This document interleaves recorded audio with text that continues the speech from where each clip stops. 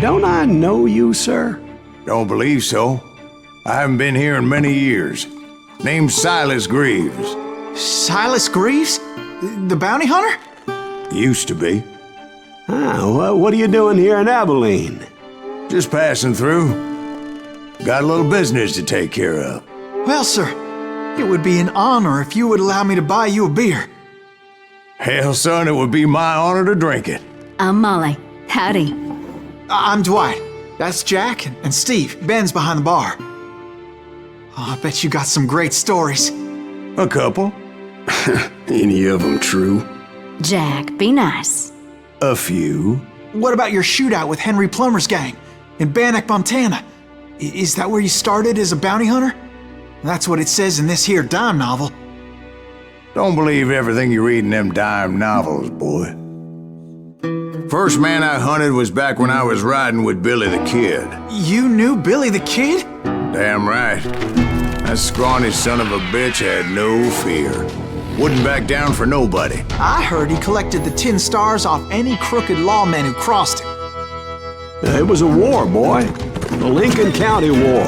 And Billy promised his regulators would take the life of every bastard who helped bushwhack John Tunstall. Kid had a big chip on his shoulder and a hair-trigger temper. Made him dangerous as hell. It was about 30 years ago. Billy was hiding out in an abandoned farm near Stinking Springs. I threw in with the kid because the man I had sworn vengeance on was riding with Billy's enemies.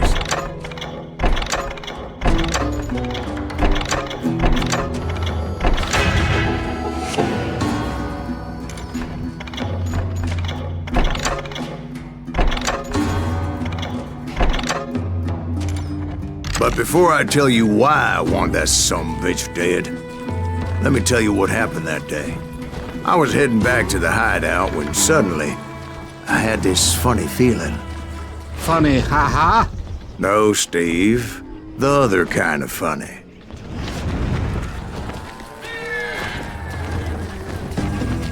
You heard that.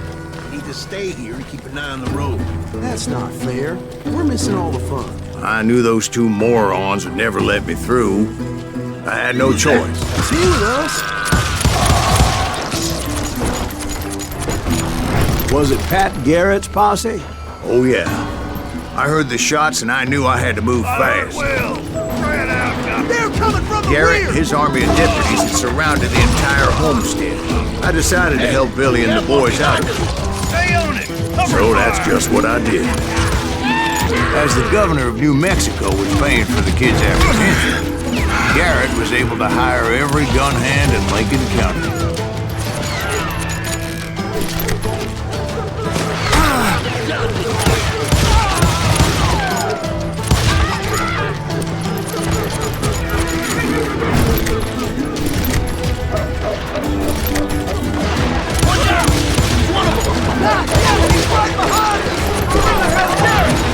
Garrett's men were running around like a bunch of chickens with their heads cut off.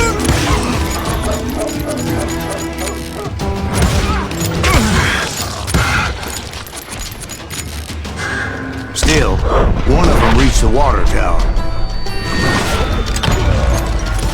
Not a bad idea. It would be a turkey shoot from up there.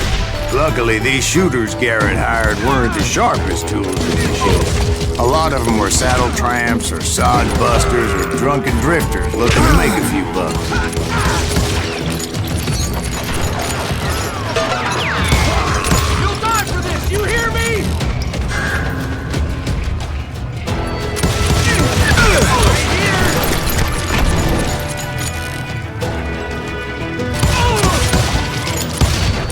Then, I heard a friendly voice yelling at me from the window. Back door! We'll cover you! Watch your flank! Truth be told, things weren't much better behind the house.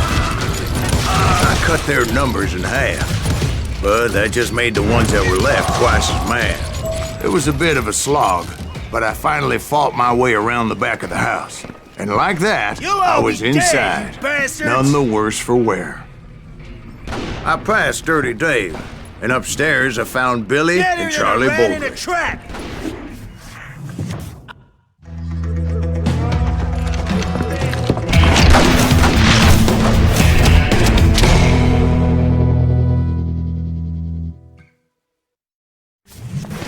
Billy looked at me and said, "About time, amigo! Grab a gun and get to the window." Wait, so you were friends with Billy the Kid? Yeah, sort of. Kill him for Christ's sake! Anyway, we were surrounded by dozens of deputized shooters who wanted to do us harm.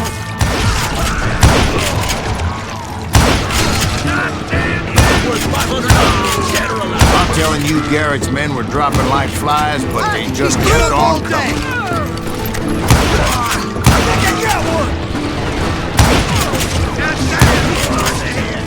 Where the hell Garrett get to? He's missing all the action! That's when Charlie got hit. "They're catching us in a crossfire," shouted Billy. "Get to the other side!"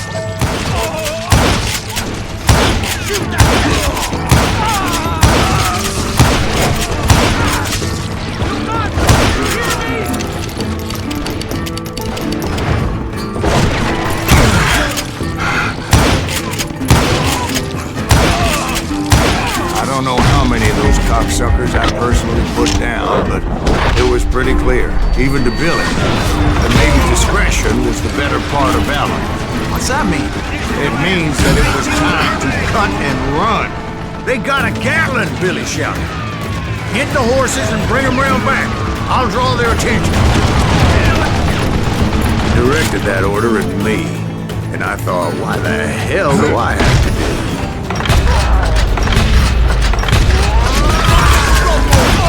Poor sons of bitches are done for! Many would have fled in my place. But I had that false sense of invincibility that many young men have.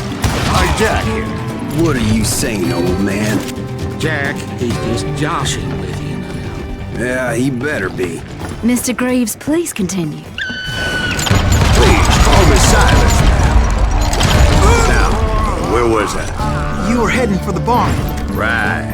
Making my way past a passel of fallen foes. Sounds like Garrett hired a whole regiment of hired guns.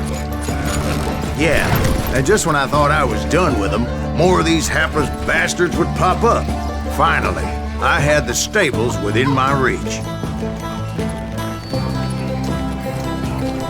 And that's when I met Sheriff Pat Garrett. I read that you went toe-to-toe with him, sir. That backstabbing bastard with that tacked-on tin star.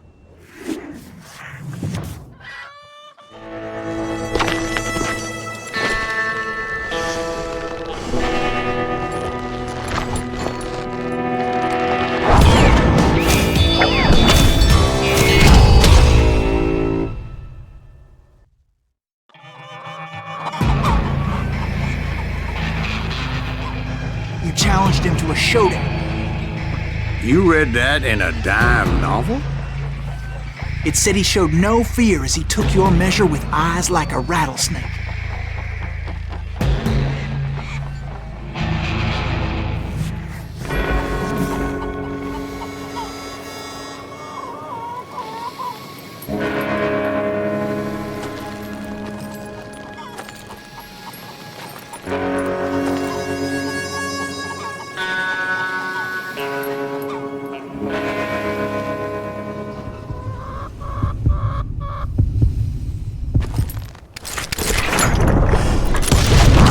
And that you killed him in a fair fight. Is that what that penny dreadful said? No, boy. That ain't what I meant when I said I met Pat Garrett. So let me start again. I finally reached those damn stables.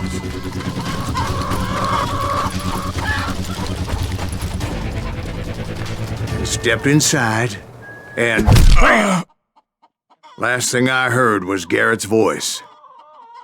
"That's not Billy." And go on, how did it end? And, boy, that was just the beginning.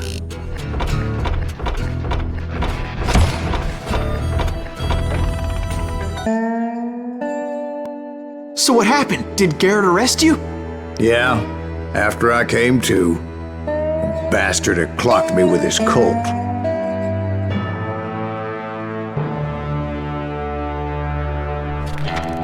And the kid surrendered? When he realized there was no getting out of there alive. So they locked you up in Lincoln? Indeed they did. Sentenced me to hang right along with the kid. It's important to know that I was only riding with Billy so I could find the bastard I was after.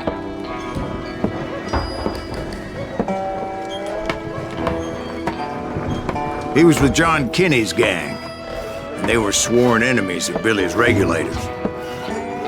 Why were you after him? I owed that son of a bitch a bullet for what he had done to me and mine. Instead, all I got for myself was a goddamn death sentence. Luckily, it was right around then that I heard Billy make his move. He shot Jim Bell and a few other guards as he made his getaway. Later, they wrote that some lady friend planted a pistol for him in the privy. What the papers didn't say is that Billy helped me escape too.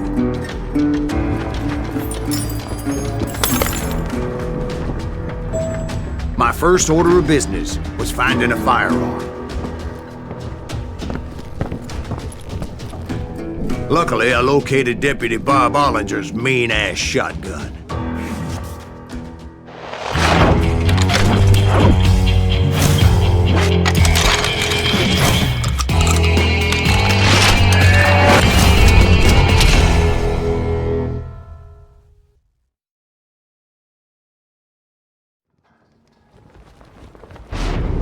I saw Billy through the window, and he yelled that I should take to the rooftops to make my escape. So I did. Anybody see Billy? God damn you! Hell yeah.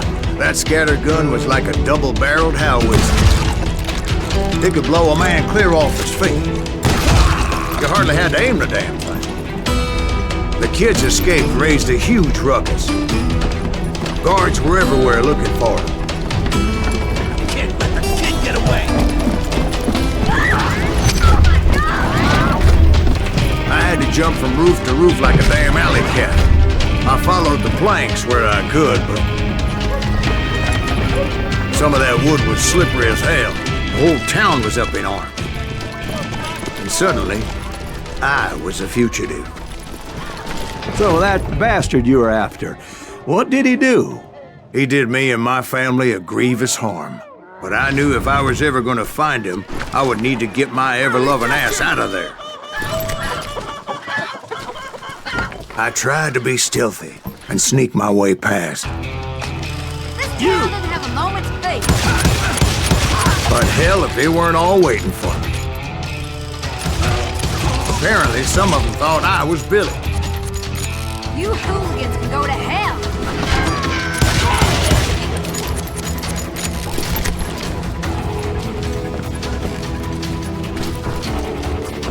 Leave him to me! He's in town somewhere! See, me and the kid shared a certain similarity in build and coloring.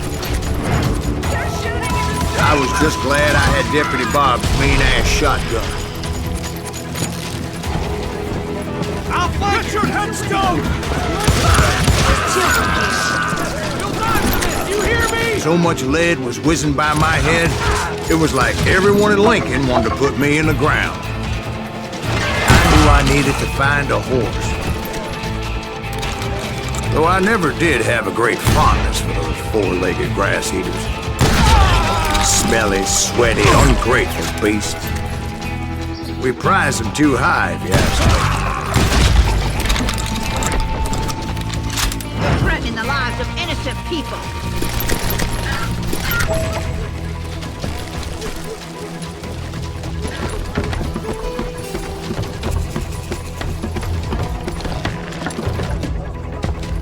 That town's going to hell in a handbasket! But where was the kid while you were busy getting shot at? Gone. And that's when it occurred to me why Billy set me free.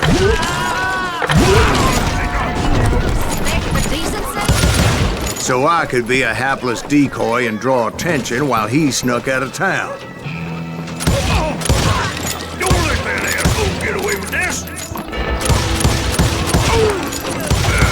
I knew if I made it out of there in one piece, no one would put a price on my head. Because everybody in Lincoln would be dead? No, because they all thought I was Billy, and all that blame would fall on him. Meanwhile, Deputy Bob Ollinger was organizing a posse to put me down. He was already a mean son of a bitch, but he was doubly pissed that I stole his mean-ass shotgun. Anyway, it was me or them, and the only way forward led me straight to perdition. But the cards were dealt, and I had no choice but to play them. You down! Cover your head! On yourself! How the hell did he get away? Stop it!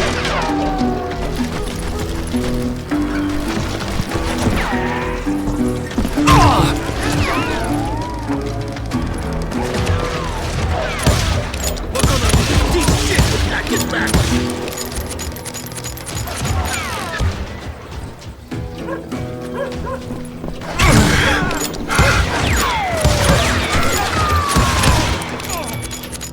Don't let him get away!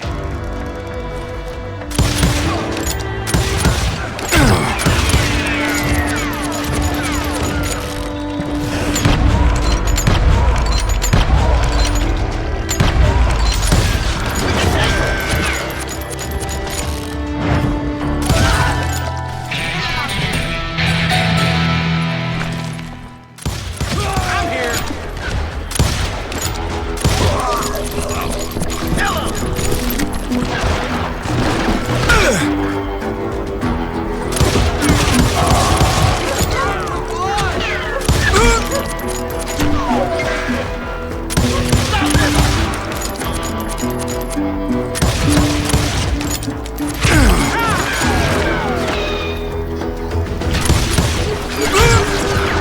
We're gonna be in deep shit when Pat gets back.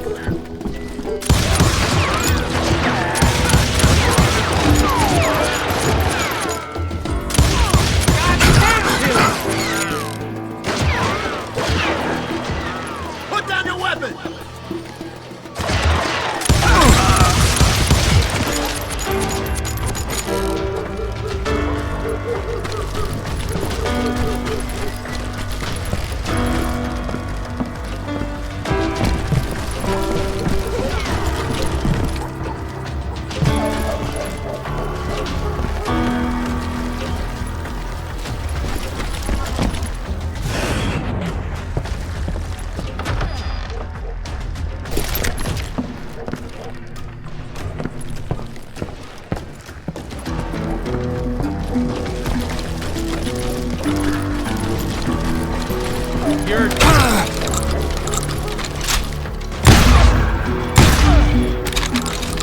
Finally, I found what I was looking for. The stables on the edge of town.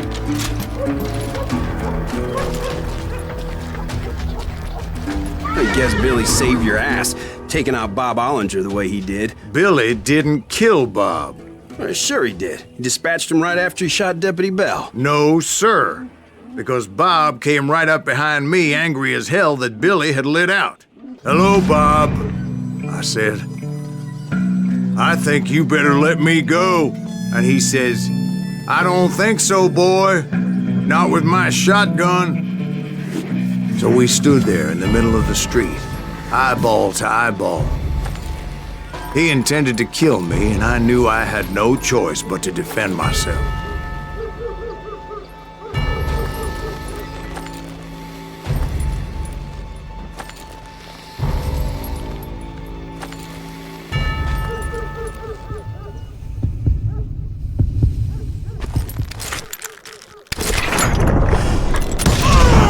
I killed him in a fair fight. Everybody saw I had no damn choice. Well, Lincoln got a mite depopulated that day. Pat Garrett gunned down Billy. So where'd you go after Lincoln? Mexico. Until I realized nobody was looking for me. I ended up taking a job at the Rurales. The Mexican Rurales? I was hired to help them track down the cowboys. The most vicious outlaw gang in Cochise County? Curly Bill Brocious? Johnny Ringo? Led by old man Clanton himself. They must have paid you a pretty penny to take them hombres on. Not really. But truth be told, I had my own reasons for going after those boys.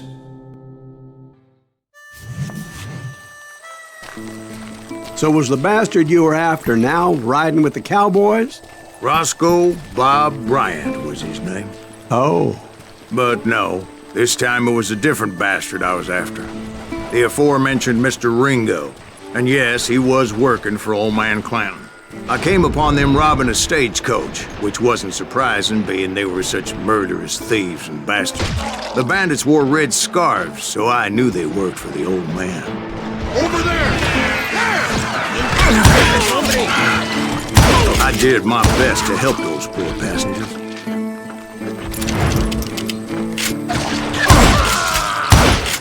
Moments later, the attackers were dead, and I checked the stagecoach to see how many passengers were still breathing. None. It was then I wondered if the rocks weren't hiding more bandits. Was that all of them? Or did I just hit the rear guard? I quickly got my answer. They attacked from on high like Apaches often did. They would appear in great numbers from above and rain down lead on their hapless enemies' heads. Making use of the high ground and whatever else they had. Yep, the Apaches always appeared out of nowhere, and there never seemed to be an end to them. Hold on, were you attacked by Apaches? What happened to the cowboys? Did I say they were Apaches? I said Clanton's cowboys attacked me Apache style. I was in a pitched battle, but I was holding my own against an overwhelming enemy force. See, at the time, I was still pretty green and would often blunder into regrettable situations. But I just kept shooting at anything I could see up in those damn rocks. I didn't see Ringo. I knew he was with the cowboys. He and Roscoe Bob had done me a dreadful wrong, and I was determined to have my revenge. But to get to Ringo, I knew I'd have to find my way past these other assholes first. Unfortunately, I was running out of ammo. Another perfect example of my relative inexperience as a hunter of men. I immediately knew that a tactical retreat was called for, as my vengeful fury was much less impressive without the bullets to back it up.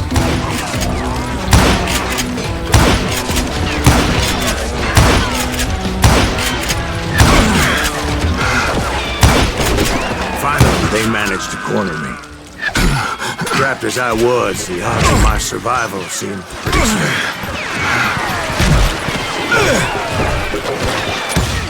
Luckily, serendipity was on my side as I suddenly spotted a way out of my predicament.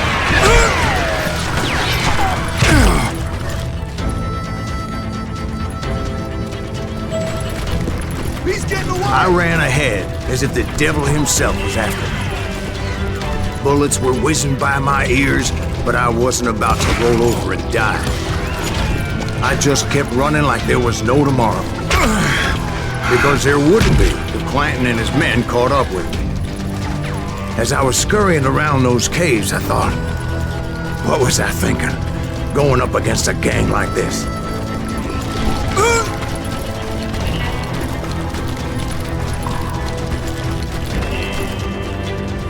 I just kept running, not knowing where the hell I was going. And that's when something miraculous happened. Like manna from heaven, I found the desiccated remains of what looked like an Apache warrior. The old weapon next to him supplied me with some much-needed ammunition.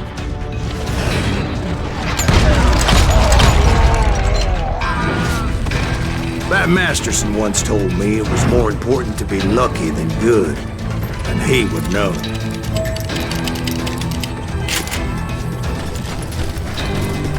And imagine my surprise when I found a fistful of dynamite to go along with that ammo. That stroke of good fortune evened the odds and bolstered my confidence. It was time to turn the tables. Time for the prey to become the predator. Time for the hunted to become the hunted. Time. All right, Jesus, we get it. They were right where you wanted them. That's right, Jeff. I was done running. And the old man's boys were not expecting that. No, sir. I came at them like a wildcat. My fury knew no bounds. It was finally time for that old man to pay for his sins.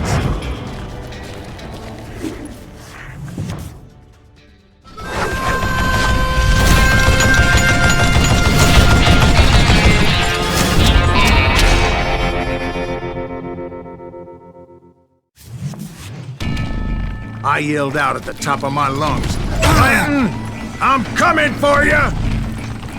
A little stealth might have made more sense, to be perfectly honest.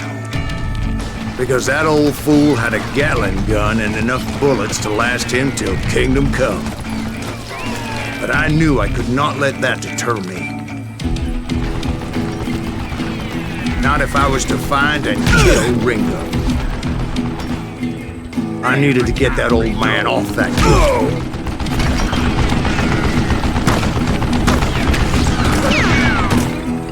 What I ever do to you? Stop your hiding from me.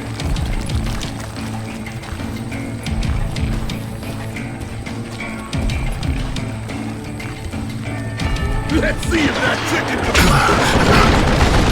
I don't know how you lived this long. Most everyone thought it was the Ruales who had come up against him in Guadalupe Canyon, but it was just me. Would you just die? You murderous bastard!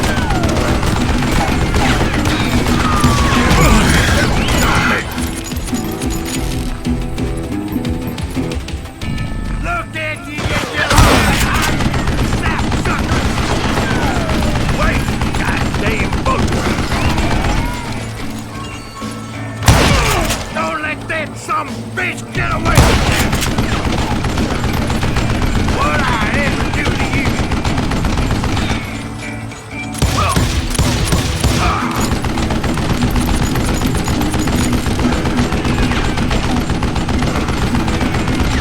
Do I gotta reload again? I don't know how you lived this long.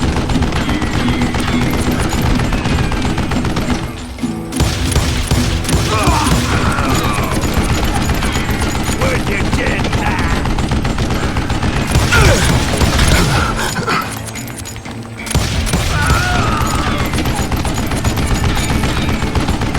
You one stupid zombie. Apparently, one of the cowboys made it out of there alive and told Ike and Billy Clanton that it wasn't a Mexican who took their father's life that day. They just assumed it was one of the Earps, and that little misunderstanding eventually led to that legendary gunfight at the OK Corral.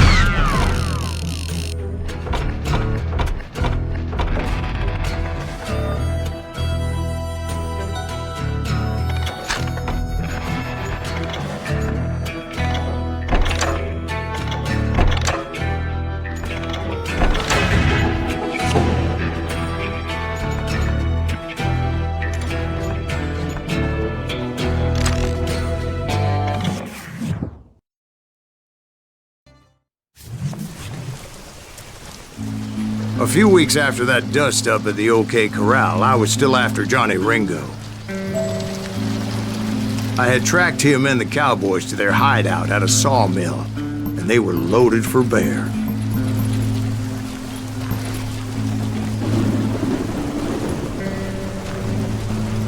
Somebody's coming! So, what exactly did Johnny Ringo do to piss you off? Well, him and that other bastard. Roscoe Bob Bryant? Yep. They both deserve to die, and I promise I'll tell you why. first I need to tell you about the Cowboys' new boss, Curly Bill Brocious. Earth's coming! Get ready, boys. Curly Bill took charge of the Cowboys upon the old man's demise, and after that gunfight at the OK Corral, the Clantons wanted revenge. So they murdered Morgan Earp and grievously wounded his older brother, Virgil.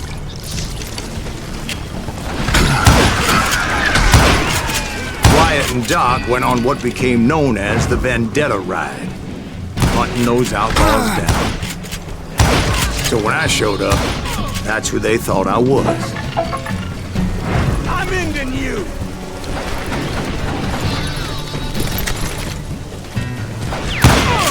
God damn him to hell!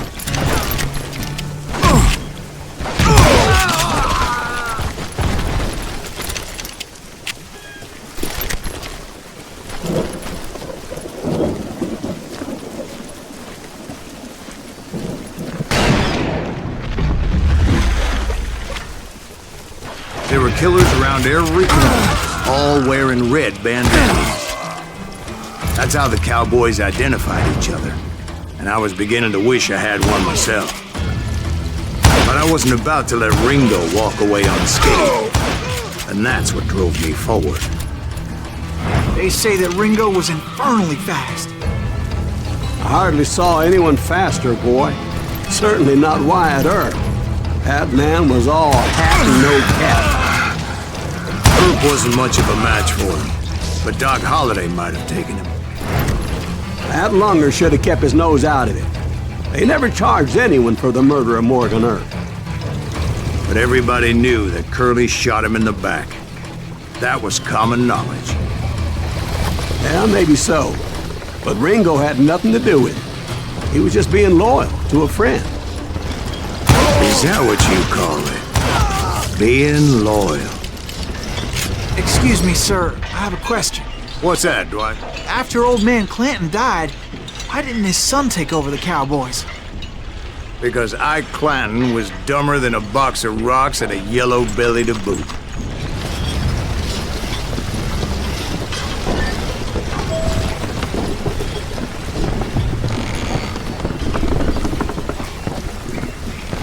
Now, where was I? Taking down the entire cowboy gang single-handed. Indeed I was, Jack.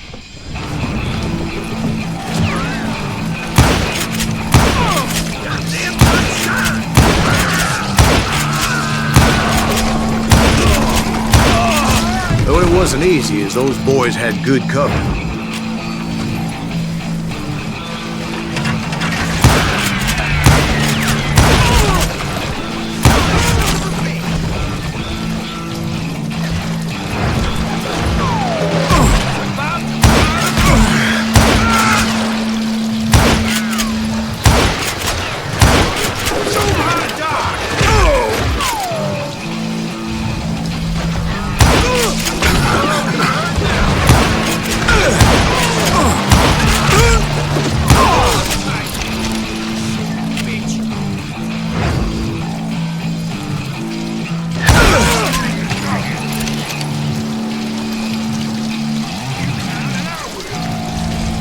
Boy, you are shit out of luck.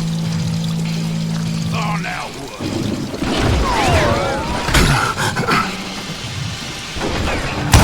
Damn this Play here.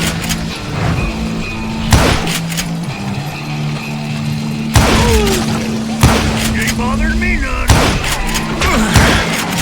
You can't get me.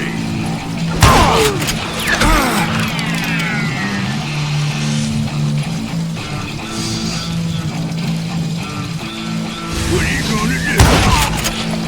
He has it coming. There were carts everywhere, piles of lumber, and God knows what else for people to hide behind.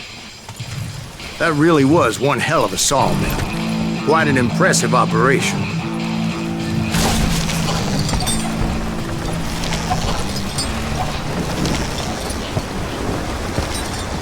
And where was Curly Bill? Did you see him?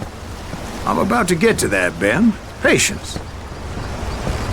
I'm painting a picture here.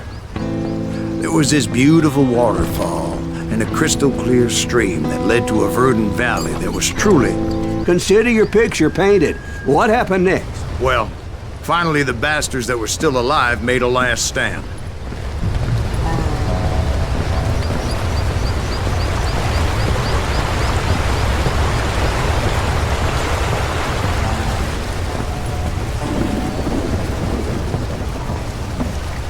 Curly Bill, Johnny Ringo, and his compadres took off into the lumber yard, and I followed after.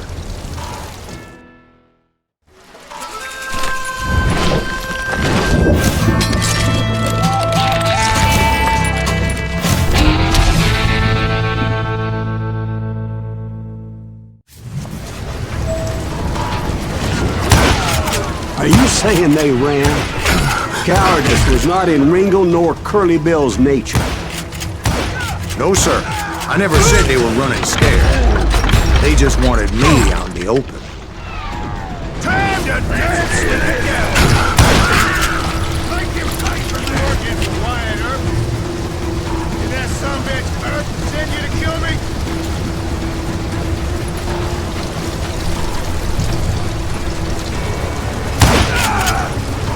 Be right here!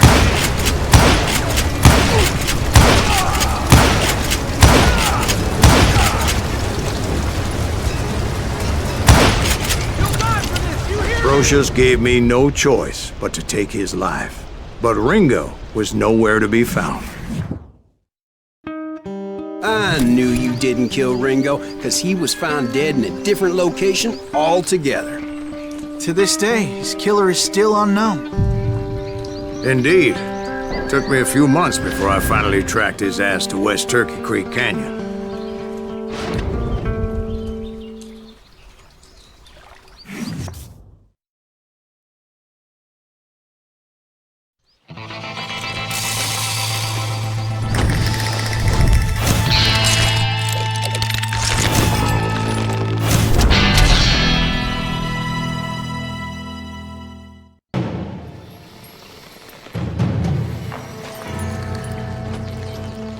That's incredible, sir. I always thought that Doc Holliday was the one that killed him.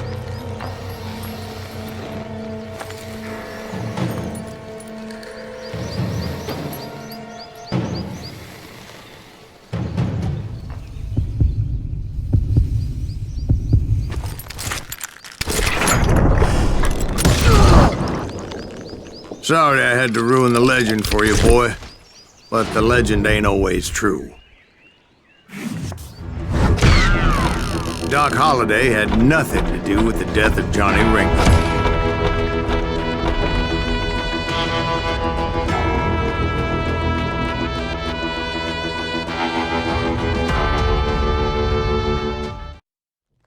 I was paid a healthy bounty for Ringo and Curly Bill, and realized there was real money to be made. That's why I went after Henry Plummer.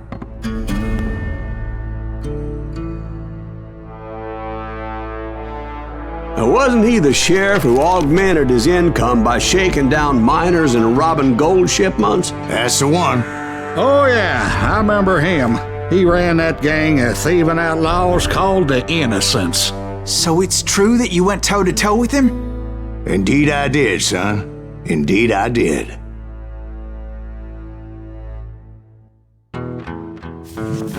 I knew I needed resources if I was going to track down Roscoe Bob Bryant, and hunting Plummer looked like a good way to get rich quick.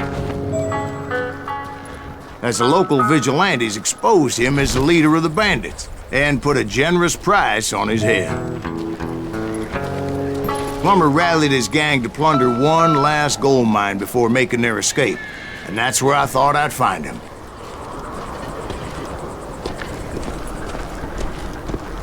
It makes me nervous standing so close to all these goddamn barrels of gunpowder. Why would you be nervous? No one has the cojones to come after us. As long as you don't light up a cigar, we're fine. As my late father pointed out to me more than once, Nothing gets past God them. made men, but Samuel Colt made them equal. Who the hell is that nigga? Don't let him get a shot off!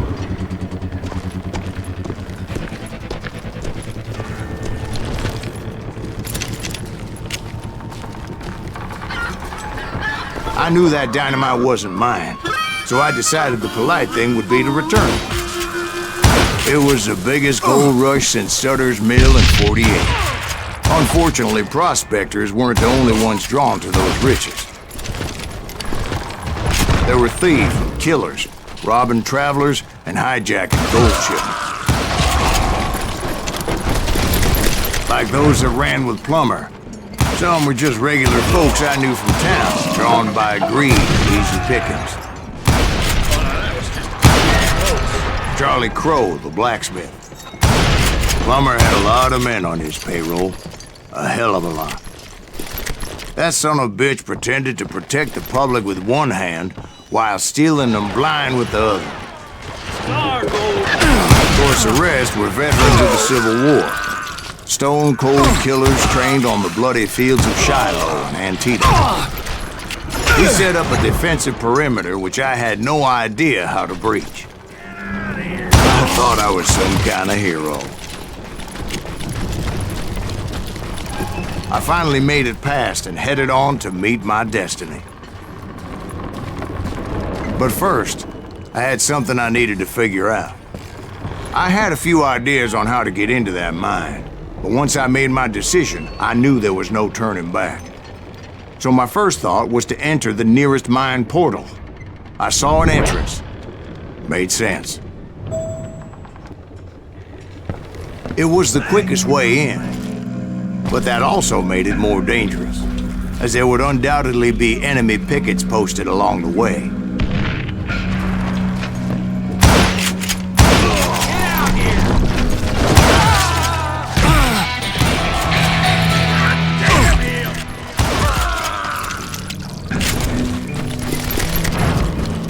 Besides, once you enter a mine like that, it's easy to get all turned around. And that confusing maze of corridors wouldn't even be the worst of it. Some of those shafts could be as deep as hell.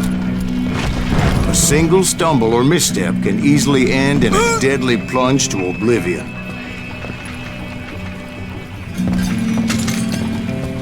I will drop you down a mine shaft. Quick reflexes often make up for a lack of common sense. Luckily, I was never one to be easily bushwhacked. I would just need to be careful not to blow myself to kingdom come. With all that gunpowder and dynamite everywhere, a body has to know what he's shooting at. One wrong bullet could have turned that mine into a dad-blasted tomb. I freely admit that my plan of attack was not just moronic, but clearly insane.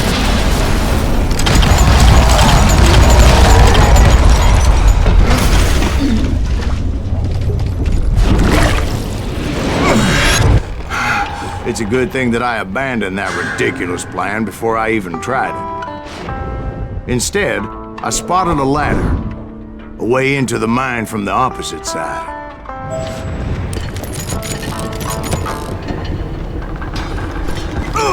It was a long way around, but that approach seemed more sensible at the time. Of course, being I had a problem with heights, that scaffolding scared the bejesus out of me. Climbing down that ladder required some caution. I was determined not to give up, however. As Sheriff Plummer seemed quite the despicable character. When the vigilantes discovered what the sheriff was up to, people were outraged. That 10,000 they put on his head would go a long way to helping me find old Bob. And I had made it my mission to settle that score come hell or high water. But first, I would have to make a choice. Take the elevator or climb the ladder.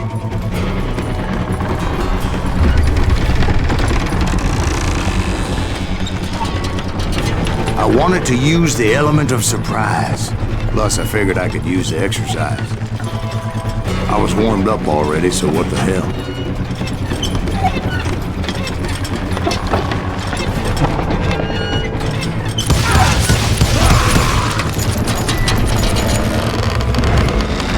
Plummer was a mad dog killer. and the people of Nevada City deserve better. Nevada City? Well, I thought Plummer met his maker in Bannock, Montana. Right, well, he was the sheriff of both places at one time or another, but that's neither here nor there. The point was, taking him down would save a lot of lives, including my own.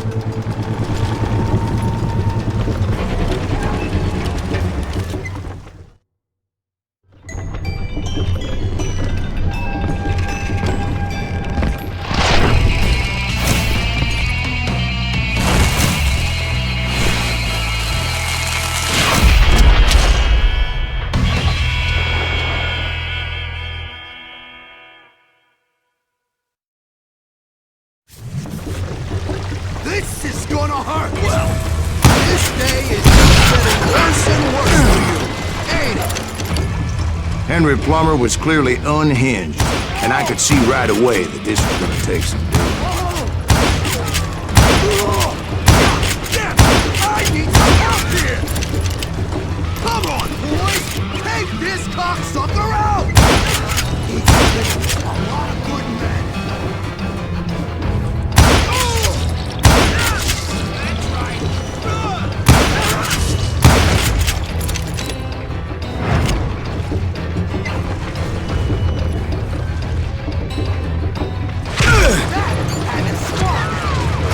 You can shoot, but can you aim?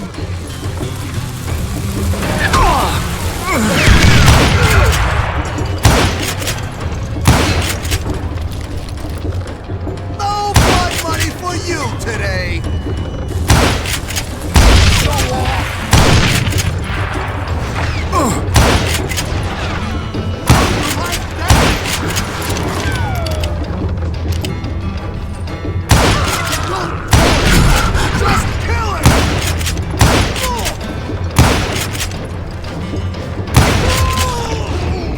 So that's how Henry Plummer died.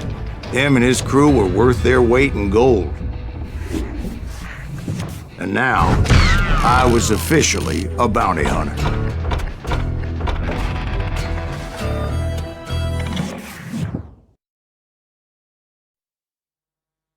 So, did you finally go after that Bob feller? Well, I heard word he was in Kansas with John Wesley Hardin. So that's where I went. Where in Kansas? Abilene. Why do you ask, Ben? No reason. Was Hardin as fast as Ringo? Ringo was fast, but John Wesley was as fast as the devil himself.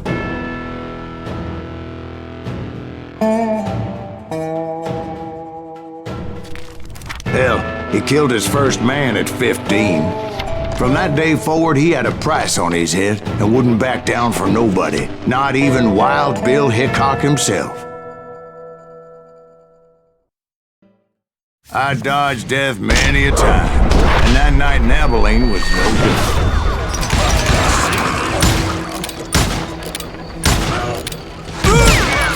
I was there with the intention of finding that bastard Bob and collecting the bounty on John Wesley.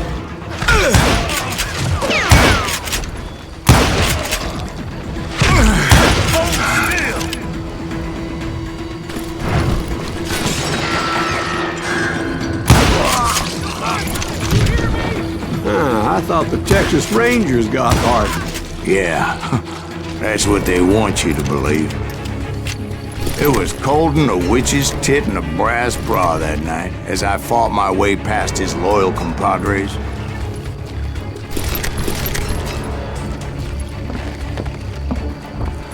To the very same saloon we're sitting in today. Look around and imagine this place painted in blood. Hardin was waiting for me, and...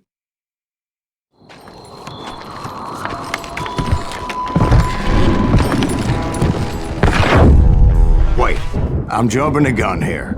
Let me back up and give you some background on this sumbitch. He deserves that much. Don't you think so, Ben? John Wesley Hardin was a killer. By the end, he confessed to taking the lives of 42 men. Fathers and husbands, brothers and sons, men with families who cared about them.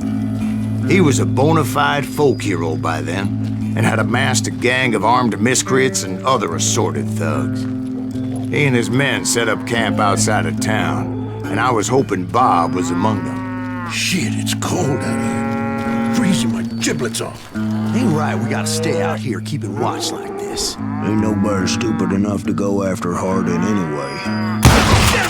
Shoot that son of a bitch! They didn't ask why I was there. They knew. I had to spill a lot of blood to find out Hardin wasn't in that camp. He was carousing in town with his closest friends. Hardin's boys apparently didn't want me to reach the Bull's Head. Some were hightailing it into town to inform their jefe of my unwelcomed presence.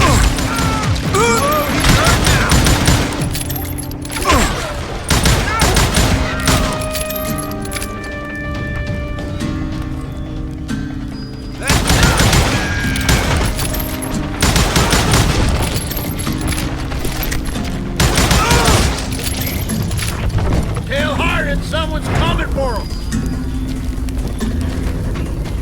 Stop that son of a bitch! Let the boys know we got another law dog.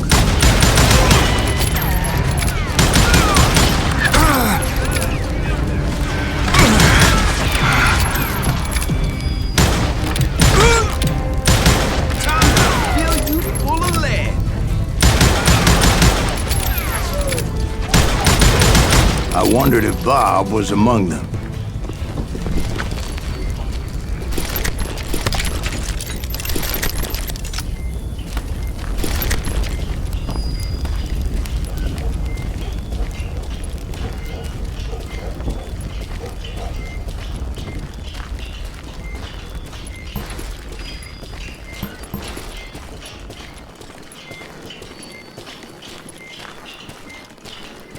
And I steeled myself for the fight ahead.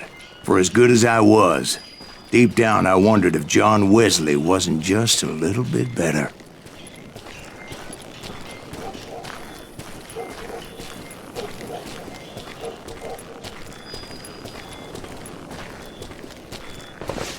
Before I could test my mettle against Hardin, however, I would first need to dispatch his cadre of hired killers.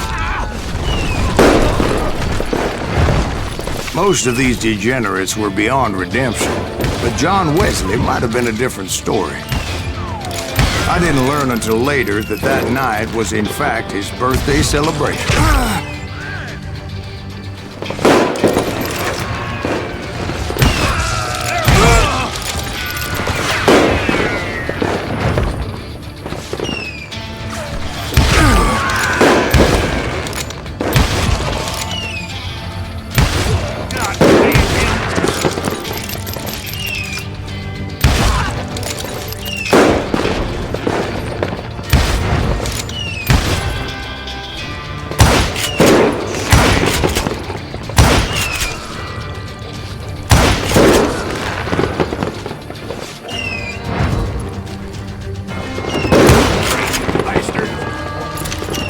I think I already mentioned that I found Hardin in this very saloon.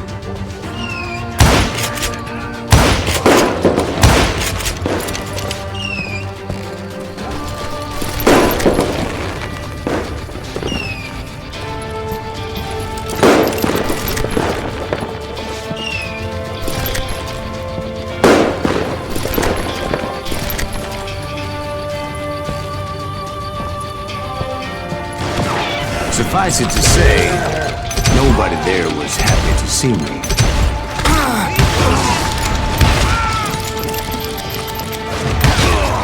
In fact, I felt a certain hostility.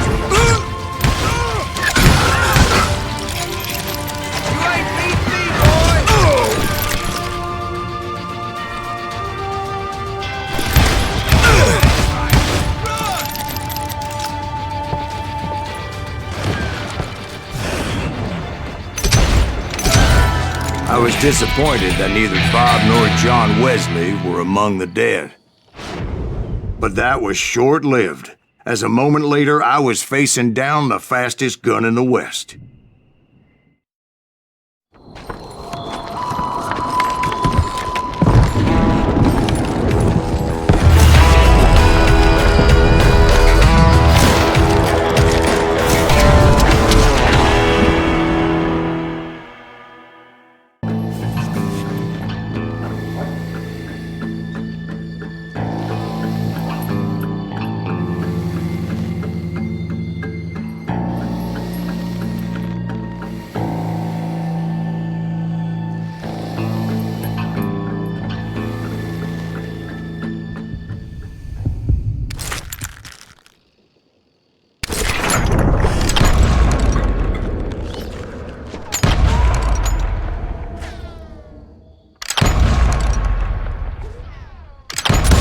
That man was faster than greased lightning.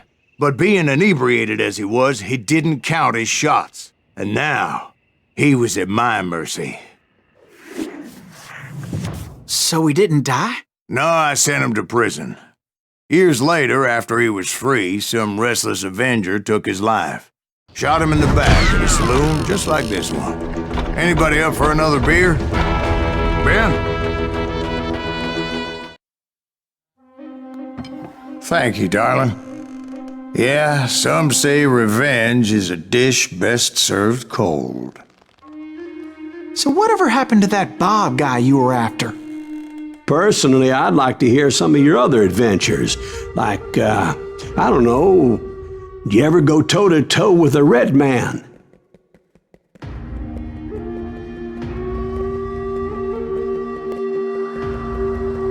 Yes, I did, Ben. I remember once I was after this renegade Apache, Grey Wolf. Strangely enough, revenge was also his primary motivation.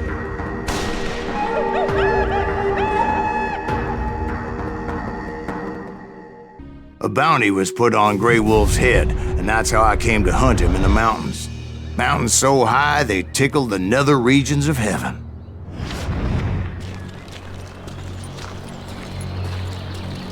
Grey Wolf was a Chiricahua Apache medicine man who had led a war party in revenge for a massacre against his people.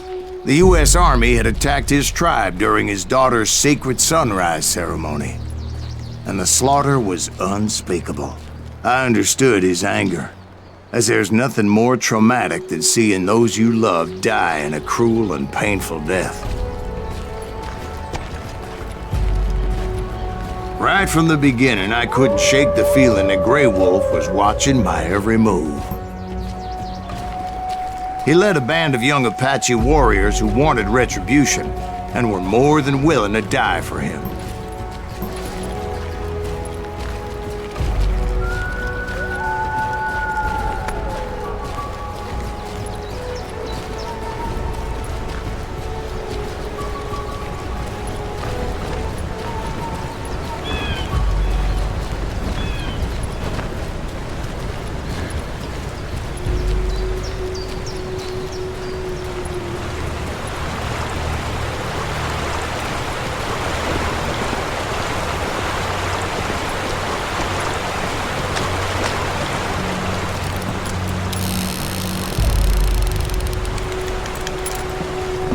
They saw me before I saw them. And it crossed my mind that maybe this wasn't such a good idea.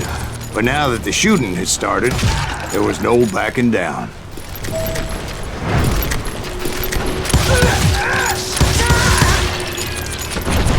It was rugged country, the winter home of the Chiricahuas, and that's why they had retreated there.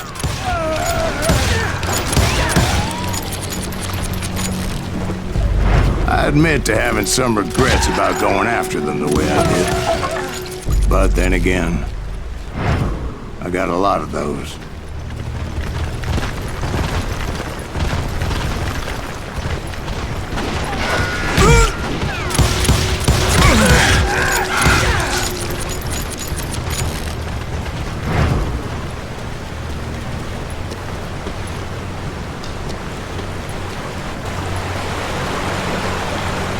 Find Grey Wolf? Not at that moment, but I did find the entrance to their hideout.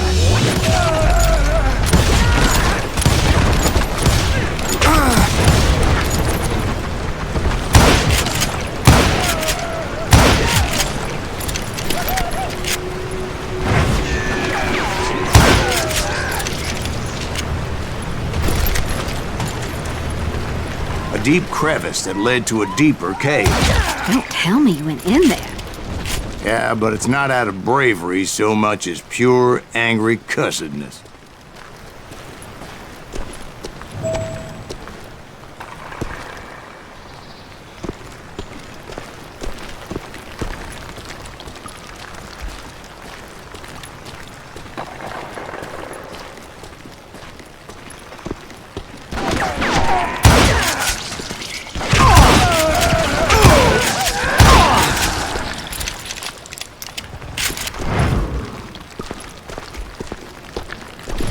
See, back then, I had a stubborn streak a mile wide, and I wasn't about to back down. So it was like pitch black in there? Actually, it was pretty well lit, as they had torches on the walls.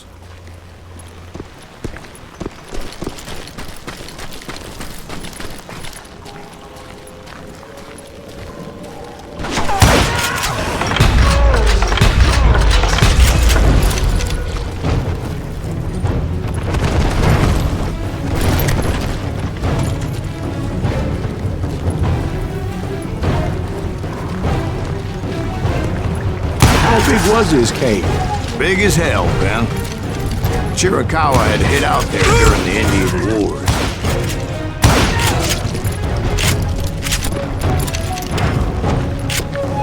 They thought it was haunted with the ghosts of those murdered by the horse soldiers. The cave was haunted with dead Indian ghosts? To be honest, I was more concerned with the live ones than the dead ones.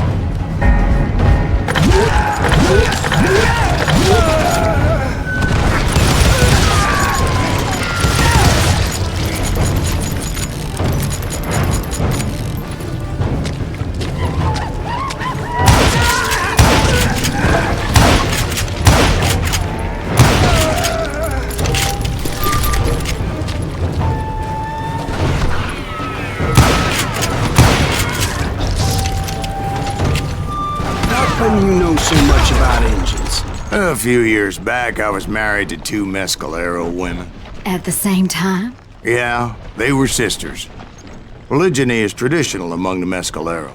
So what happened? Oh, I had to get out of there. Those girls never shut up. Both of them nagging at me all the time. Drove me half crazy. Haven't seen them since. No, I mean, what happened with Grey Wolf? Oh, well, I pursued him into the Cave of Death. I came upon this flooded grotto, and that's when I saw him. He came to me unarmed and unafraid. His voice echoed in the shadows, and I sensed he meant me no harm. You carry great darkness in your heart, and if you do not release it, it will claim your soul. The sound of his voice put some kind of ancient Indian spell on me. As his story unfolded in my mind. You will come to this place again and kill many more men, and the darkness will grow until it consumes everything that you are. The soul will have no rainbow if the eye had no tears. He said I was a great warrior, coyote man, unequaled by any other pale-faced warrior, or something like that. The snakes will bite shadows of their past until a venom poisons their heart, and an echo of the song of the dead summons the spirits deep from within the mountains. I didn't quite get what he was saying, but there was definitely snakes.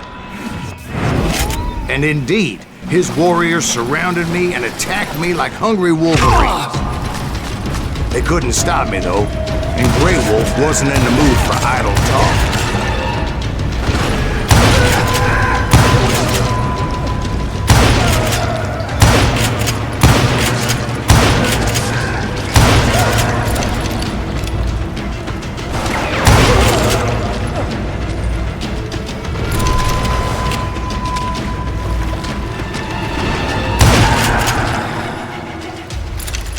I swear I couldn't see any way out of this trap. But suddenly, one just appeared. Kind of like a miracle.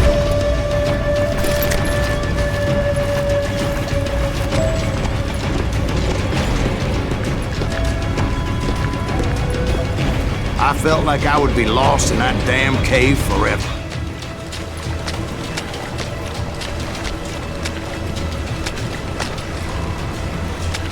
Finally, I found myself back outside, perched on the edge of a precipice, overlooking a thundering whitewater river. To get where I was going required several leaps of faith, but no way in hell I was turning back. I chased after him, determined to make him explain the meaning of all that mumbo-jumbo. Mumbo-jumbo's right. Are you making this all up as you go? A few details may be fuzzy, brother, but I am relating exactly what happened. There were dozens of Apache warriors aiming at me from on high. Dozens? Well, maybe not dozens, but there was a lot of them. At least 3 or 4. Well, more than that, little lady.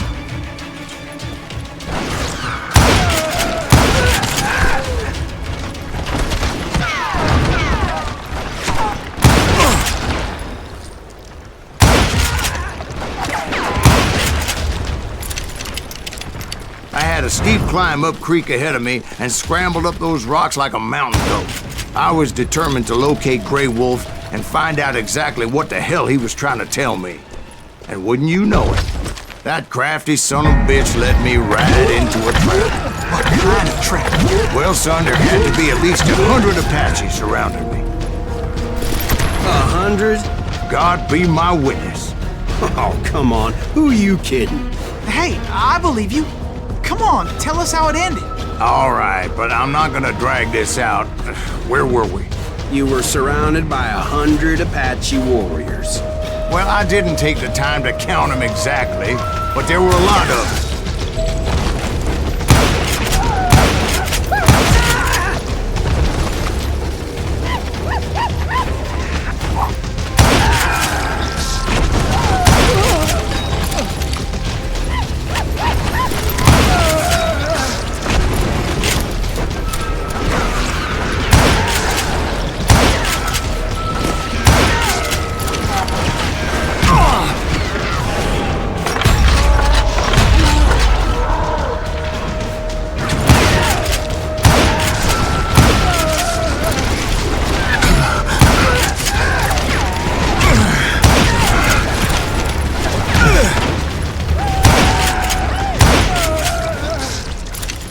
And in the end, a path appeared before me that I had not seen before. I followed it as I desperately needed to find out what Grey Wolf was trying to tell me.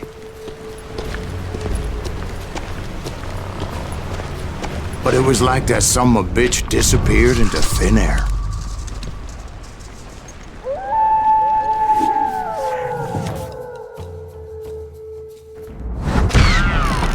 Never did find him.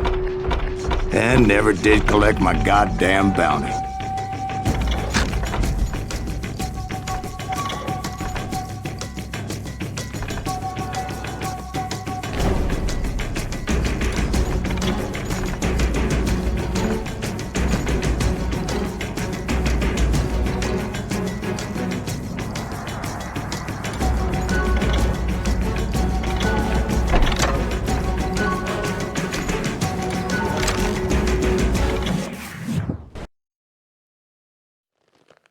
Thank you, darling. It's interesting how the truth can sometimes seem, might malleable, depending upon your point of view. Like how those dime novels make you out to be something you're not? Jack, don't be starting trouble. No, he's right. They do tend to exaggerate. Did they exaggerate your part in taking down the Daltons? Well, I was there in the flesh, boy, so I saw what happened firsthand.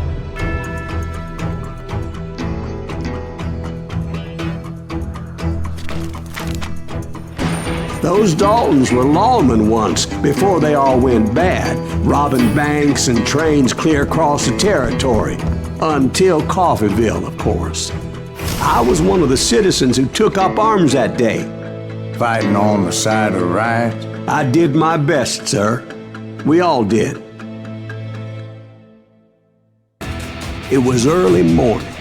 One of my friends was a local gunsmith, and he handed out firearms to anybody who'd take one. You see, the Daltons got it in their heads to rob 2 banks at the same time. 2 banks on the same damn street. The story was Bob Dalton's girl was always riding him about how he had no ambition.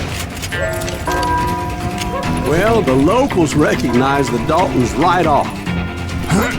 Before they could get away, half the town took up arms to defend their property.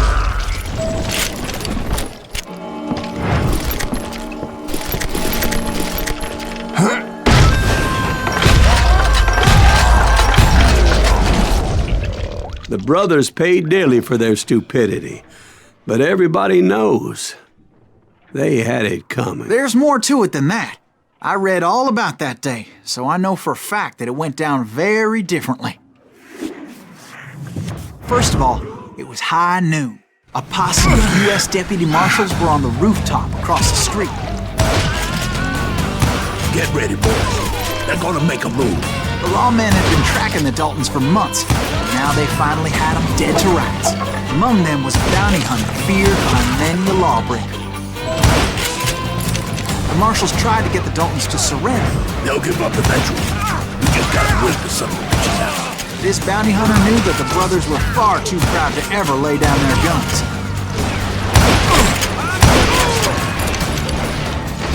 He went in there alone to confront those criminals.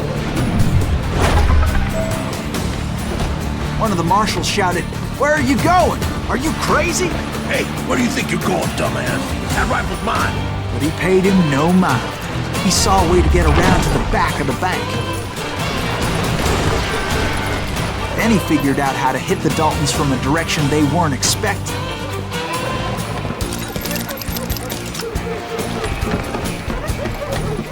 From above. Fortunately, a water tower was right there. A moment later, he was climbing up a steep ladder, laughing at danger as he did. It was brave men like him who risked their lives to tame this wild country.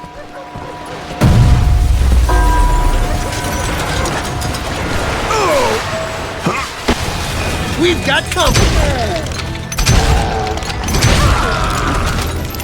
Heroic men like him, who did what other men couldn't or wouldn't to make this country free. Is that Silas Greaves? Son of a bitch! Jim Booth, Davy Crockett, who died defending the Alamo. You better hide!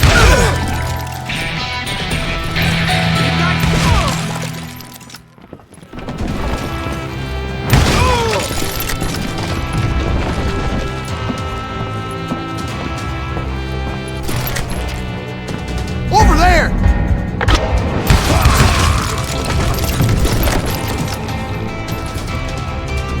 That's Silas Greaves! What the hell? Blam! Blam!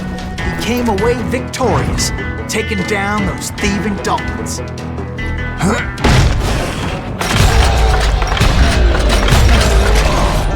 His name is Silas Greaves, and when the dust finally settled, he was the last man standing. Sorry, kid, but that just wasn't the way it happened.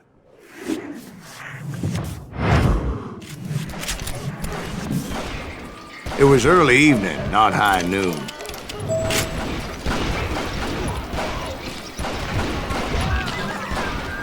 I was late to the party and Coffeyville was already up in arms. The Daltons blew up a safe and were all set to hightail it out of there. Those pathetic deputies surrounding the bank were dropping like flies.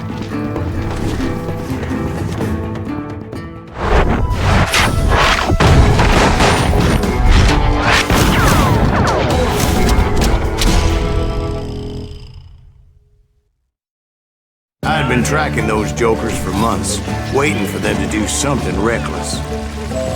And finally, they did. Those stupid bastards decided to rob 2 banks at the same time in the same town where everybody knew them. But they still had friends in Coffeyville. You can't get me.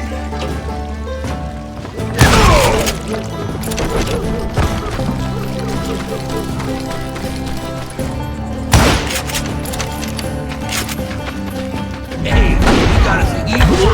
What's holes in them? Those friends came after me like a pack of wild dogs, tooth and nail. They were coming at me from all directions. I caught sight of the Daltons running with the money and didn't want to lose them. The problem was, they knew the town better than I did. And to top it off, I found myself in the middle of another shootout entirely. Did the Daltons hole up in somebody's house? No, it was the Smiths, I believe. They were cousins of the Daltons. And they were shooting at the Browns, who were shooting at the Daltons. Which wasn't any surprise, because those 2 families have been feuding forever. And since the Joneses are related to the Browns, they shot at the Smiths, pissing off the Heimhoffers, whose daughter recently married a Smith. Well, bullets were flying every which way as all the old feuds in Kansas caught fire all at once. The Dalton boys knew I would never give up. Those Daltons weren't the sharpest knives in the drawer, but they always stood together. They set a trap to slow me down and allow at least 2 of them to escape. The third brother stayed behind to plant me, just in case that trap of theirs didn't work.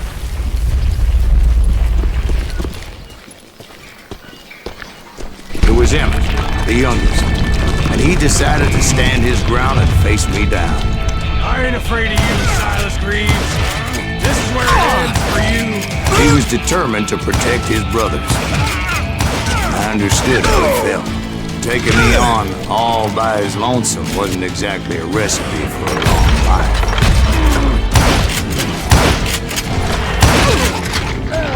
But Emmett Dalton survived the robbery in Coffeyville. He's the only Dalton who did. They say he was shot 23 times. Well, Dwight, who do you think put all those damn holes in him?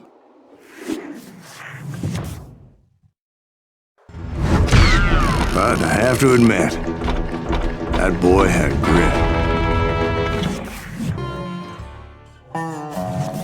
We'll get those suckers! It took me a couple of days to track the Daltons down. They can't get away with this! And in that time, a whole posse of local vigilantes offered to lend a hand. We'll track him to the ends of the earth. They seemed as determined as me to find those outlaws. But as we headed into those swamps, it was like I had my own private army. There was no way those boys were getting away this time.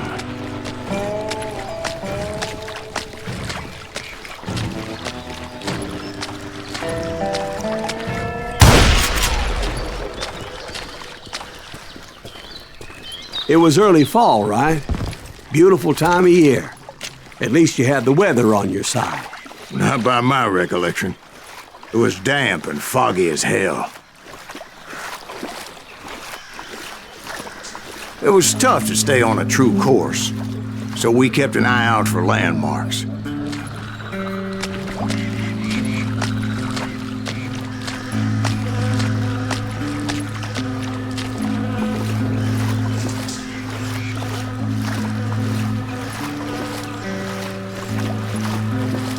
It was autumn. The maple trees were in full color, red as blood.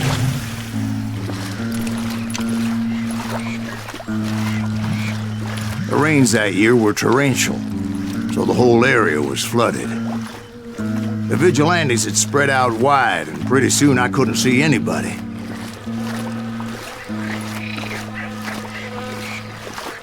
Bury them in the swamp! Plant them where they stand! Except for some bitches ahead of me wanting to do me harm. So I had to face them alone. I wondered why my compatriots didn't come running when they heard the shots.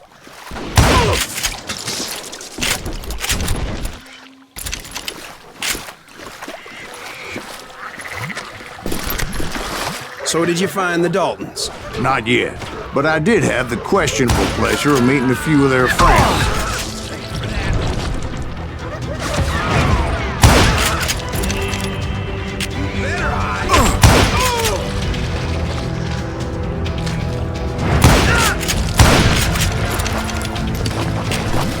The boys had established quite a reputation by that time, so they attracted all manner of riffraff to their cause.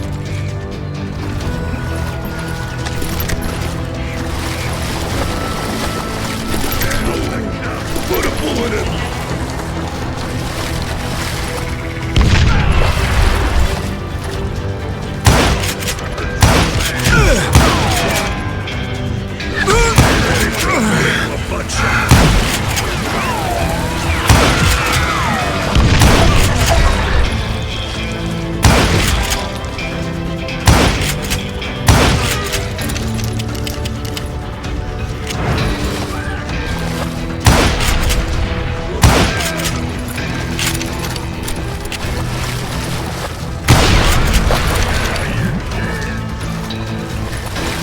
Point being, I was under serious attack.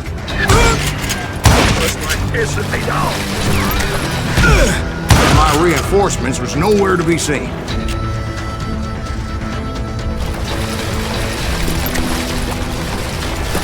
Somebody kill that!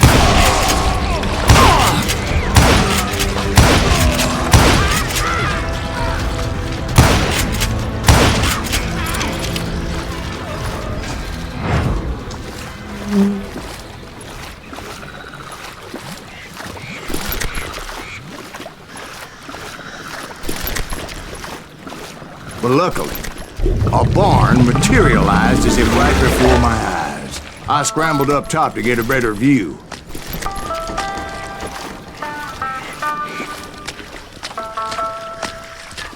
But just ended up falling inside. So, how did you get out?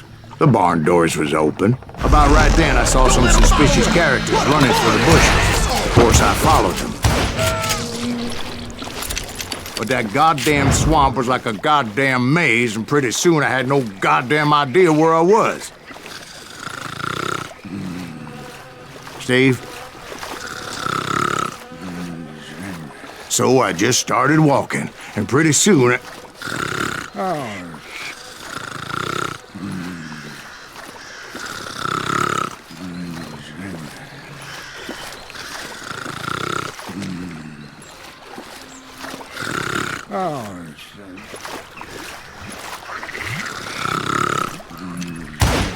Steve?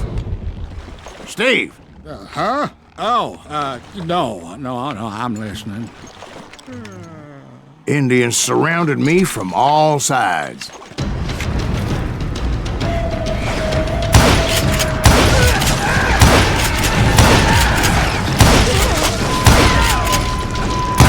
Indians? There were Indians? No. I just wanted to make sure Steve was paying attention. Now, where was I? You were following the Daltons through a swamp? That's right. See, Steve? Dwight's paying attention.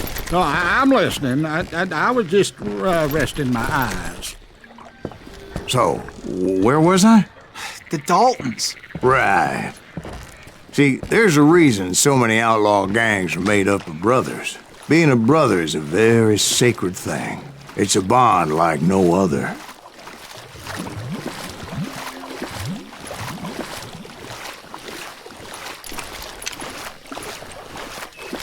Bounty hunters! Stop that, son bitch!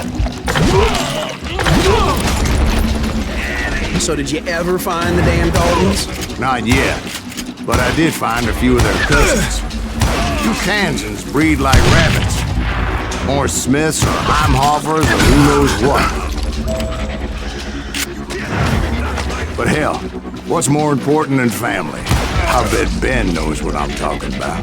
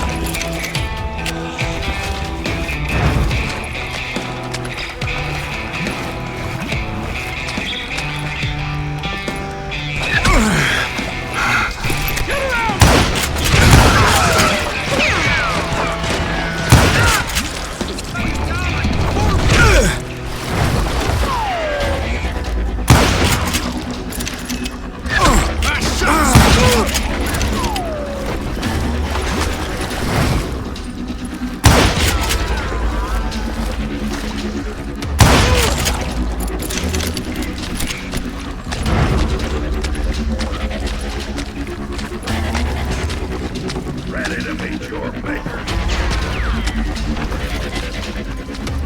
I'm gonna kill you, too. I knew those Dalton boys were out there somewhere, standing together against anyone who would threaten them.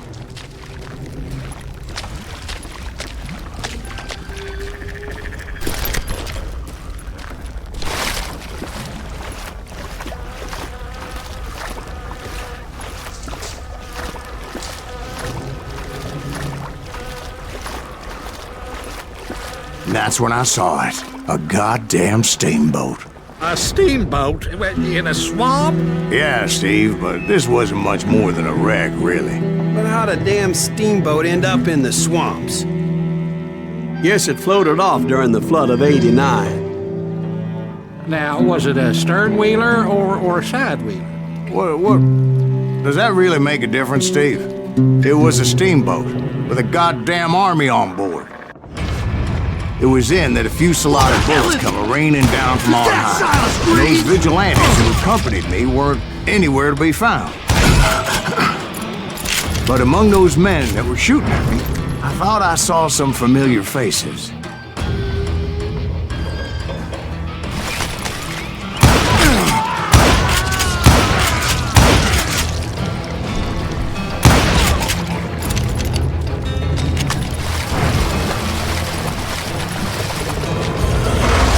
Somewhere up there, the Daltons were waiting on me.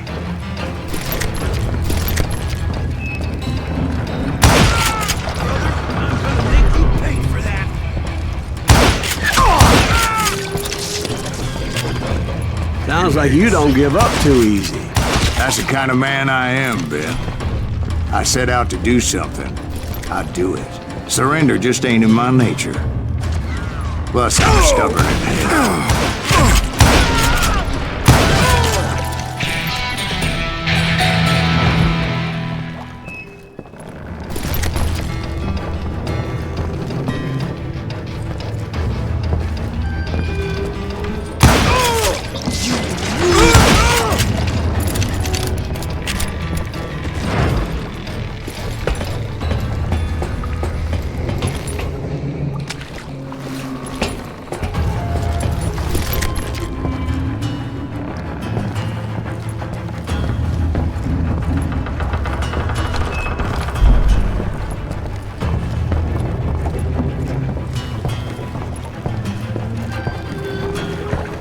Right about then, much to my relief, the vigilantes finally arrived. Their leader motioned at a cabin in the middle of the top deck, pointing me directly at the Daltons. I finally had them, after months of dogged pursuit. But it turned out that they had me. Take him out! I'm sending you to hell!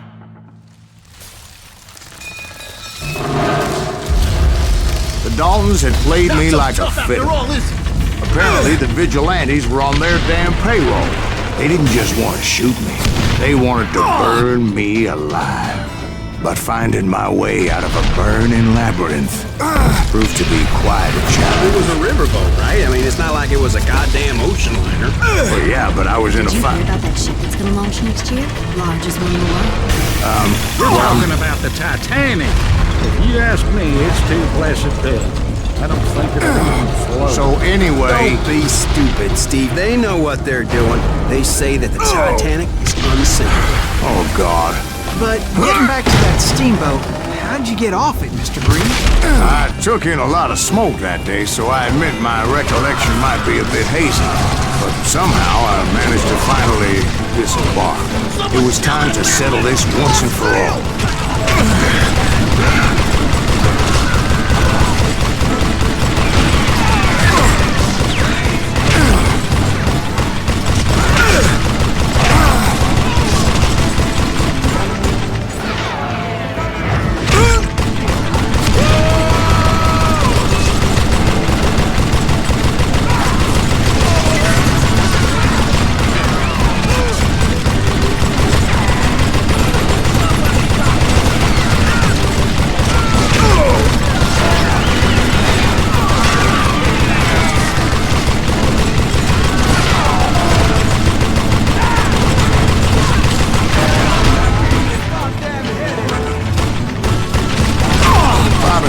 weren't about to come at me one at a time.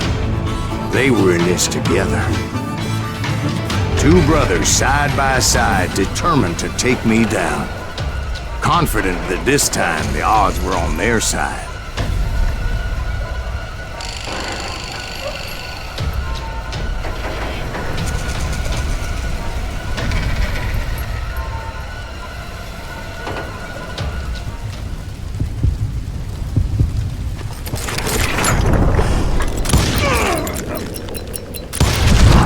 They got it wrong. A sad end for those two. If they'd only known that Emmett was still alive despite his wounds.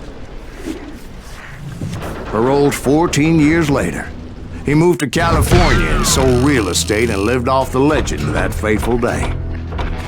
And the tragic death of his two brothers.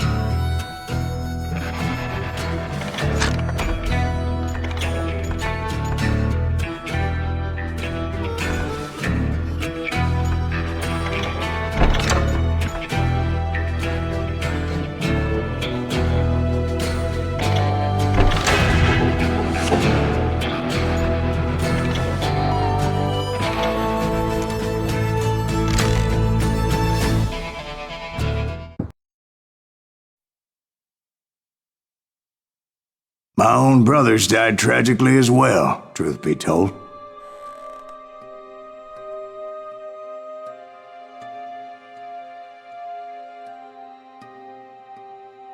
It was 1868, and me and my older brothers were pulling a tidy profit running cattle into Juarez, Mexico.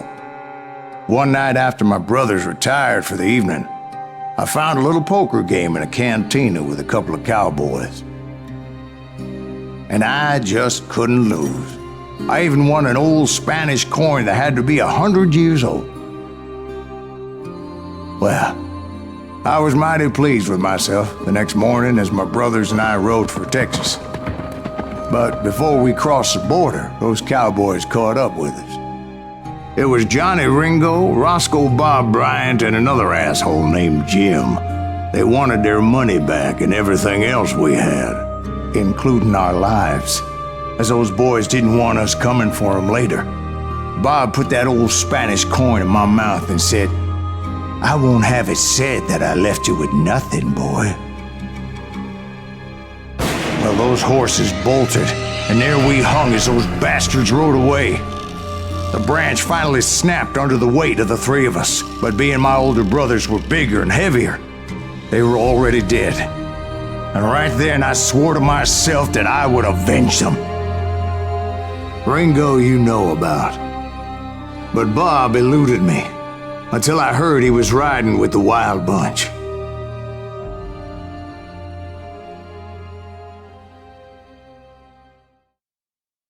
I'd been on their trail for months, ever since they left their hideout in the Bighorn Mountains. Led by Butch Cassidy, they were a loose association of outlaws who robbed banks and trains from Colorado to Montana. Among them was the Sundance Kid, and that murderous hombre I was tracking, Roscoe Bob Bryant. Were you a part of that giant Pinkerton posse after the Wild Bunch? No, boy. A circus like that would have slowed me down. Besides, I wanted Bryant all to myself. I'd heard about a large shipment of gold being transported to Wilcox, Wyoming on the Overland Flyer. I figured the Wild Bunch would likely hit such a treasure, and by God, I figured right. They blew the bridge with the intention of forcing the train to stop. Well, I assumed the Wild Bunch was likely in the still intact part of the train high above, so I had no choice but to make my way up through the passenger cars dangling down. I was determined to make that sumbitch Bob pay for what he did to my brothers.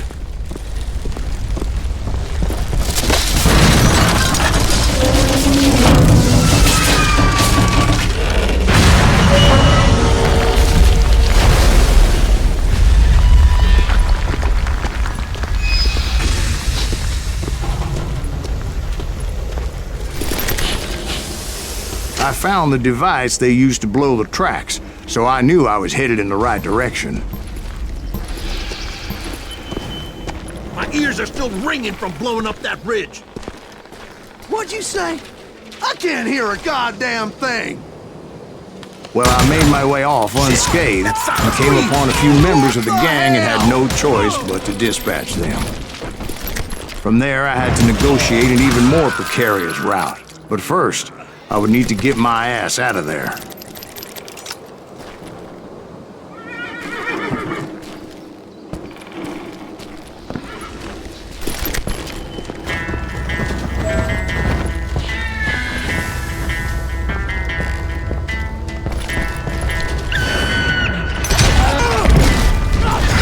Jumped from the frying pan into the fire as the train was clearly fixing to fall. I had found the gang, but in order to find old Bob, I needed to fight my way forward past a whole passel of desperados. Outside, inside, anywhere I could, I made my way towards my prey.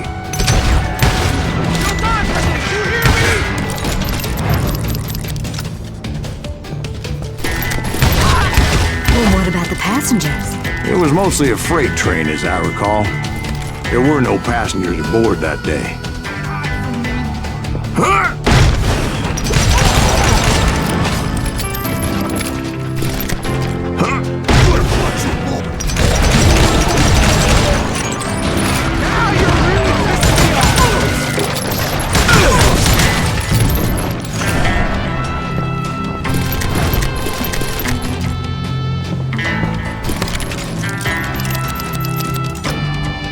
As I mentioned before, I am not fond of heights, but I was too busy dodging bullets to worry about falling to my death. Odds were I was likely to die that day anyway, so I was determined to take down as many of those bastards as I could.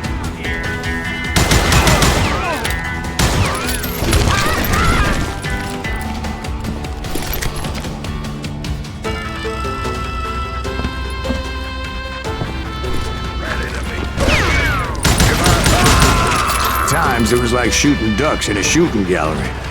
The only difference is these damn ducks shot back.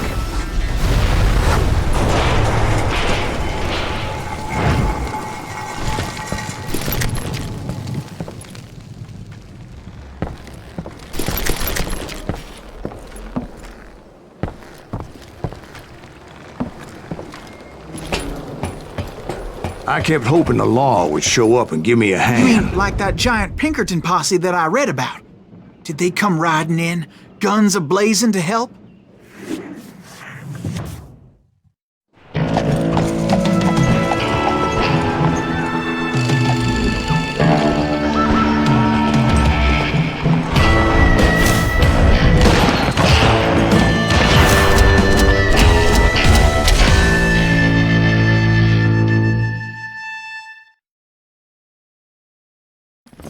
Help?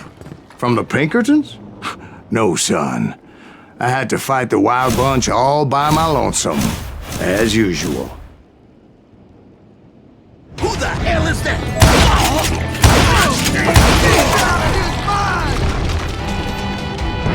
Take cover! Retreat! Retreat! He's killing everybody! He calmed down the... He'll kill us all! It's time to end this.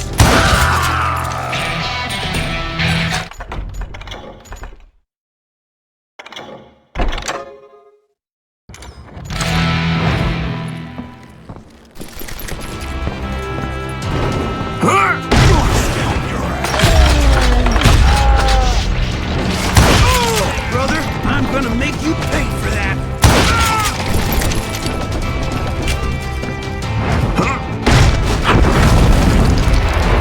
My guess is those dime novels didn't portray this as it happened, did they? Only a few stragglers were left. I had to cut them down pronto if I was going to stay on old Bob's trail.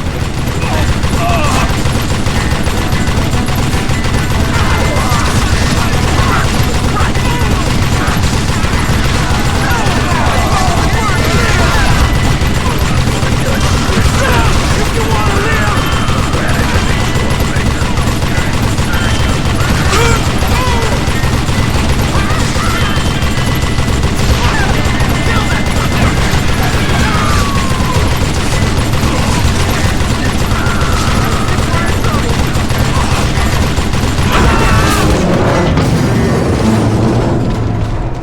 Once I silenced all those guns, I went searching for my nemesis, determined to finally have my justice. But the only survivor who welcomed me was George Flat-Nosed Curry. Who was he? The fastest gun in the gang. Right after Sundance, I mean. And Kid Curry, and maybe Elsie Lay. Though some folks might dispute that.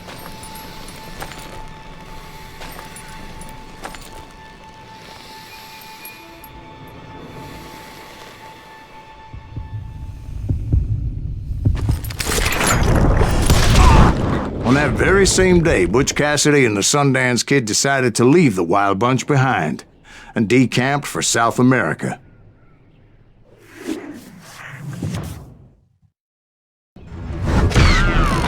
They ended up living down there for many years, but I'm sure you already know all about that.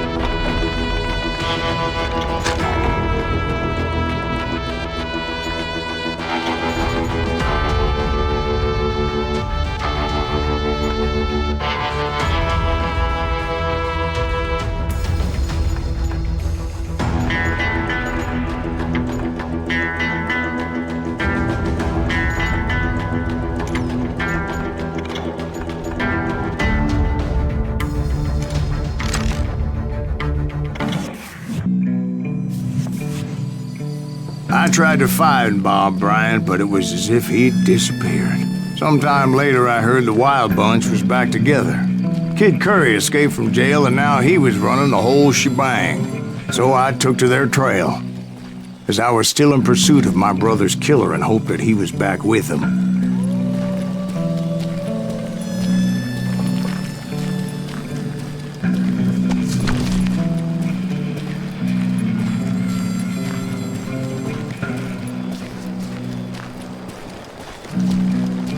That Kid Curry's kinda crazy, ain't he?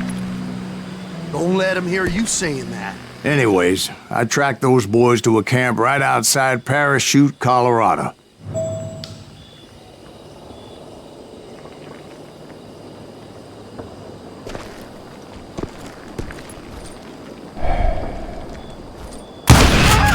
Being outnumbered, I didn't bother with a warning shot. I just started taking those bastards down.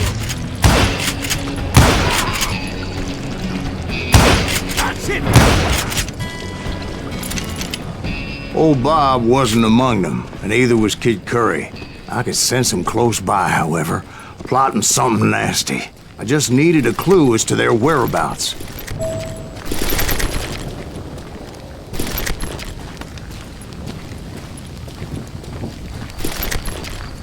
And I found one. A map with their bold plan clearly marked. This time they were fixing to blow up a train trestle. Property of the Union Pacific.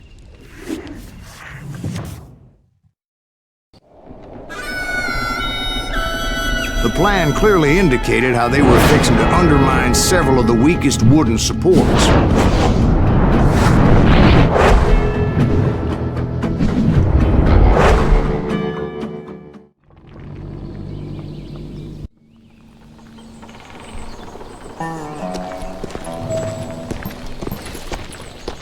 Kid Curry was considered the wildest of the Wild Bunch. It was said that he fathered 85 bastard children, though some say it was only 5.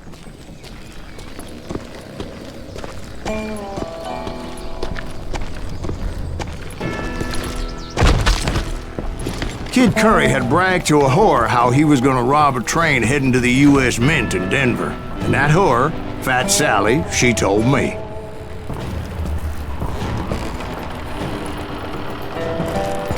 The bridge was rigged with dynamite, so I decided I'd best be careful confronting those bastards. A moment later, I saw a ladder that somehow had escaped my attention. Don't you blow us up now. Don't worry, I know what I'm doing.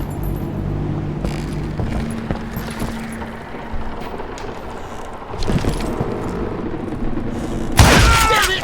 What the hell? But the Wild Bunch did not take kindly to my presence and attempted to blow my head off. It appeared the kid had found a number of new recruits to bolster their ranks. What happened next? Well, having removed the first bundle of dynamite, I decided I might as well remove the other one. Once that was done, I figured I'd find my way from there.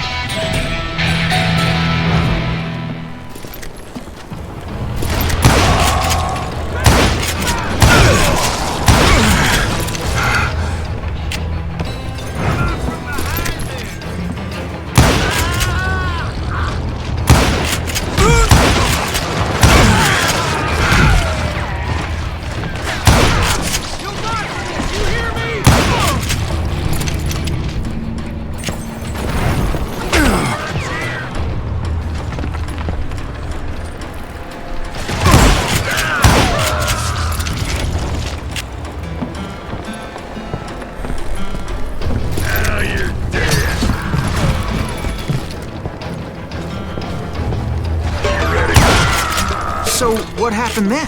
Had to remove more of that damn dynamite.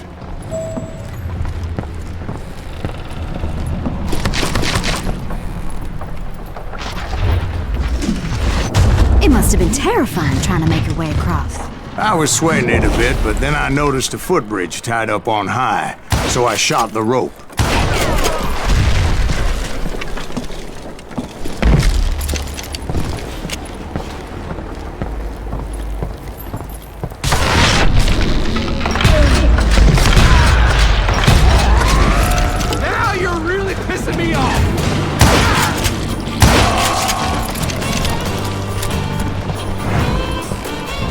So that was all the dynamite? Well, funny you should mention that, darling. As actually there was a fourth charge impeding my progress. Once I removed it, my path was pretty clear.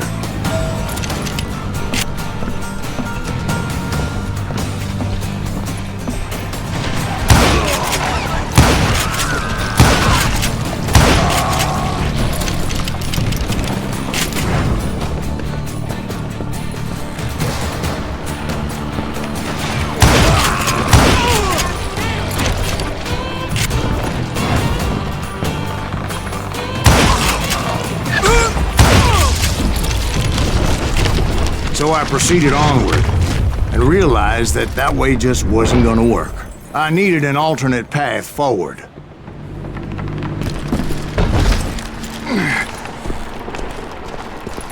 Luckily, I found a cave, and as I made my way back to the bridge, I saw something that concerned me. It was a long burning fuse, and it was moving fast as hell. I had to catch it.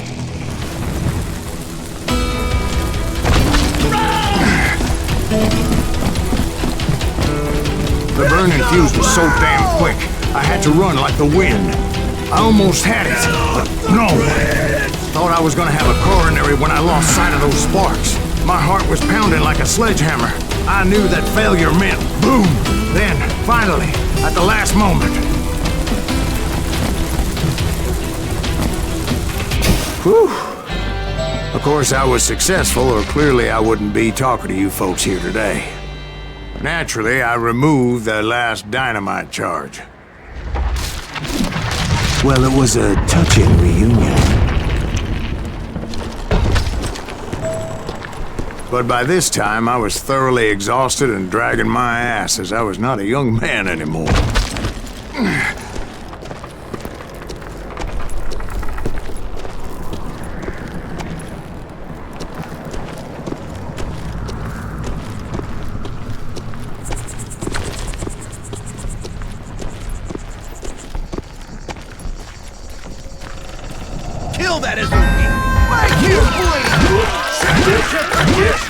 Finally, I found those boys.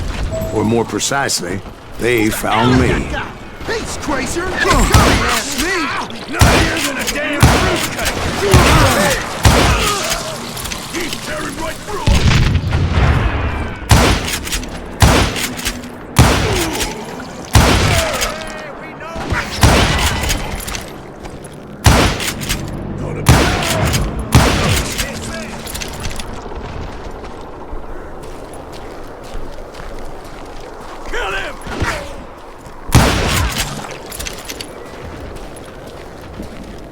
Just when I thought things couldn't get worse, Kid Curry opened up on me with a goddamn Gatling gun. It was hidden in this tunnel and pretty well shielded.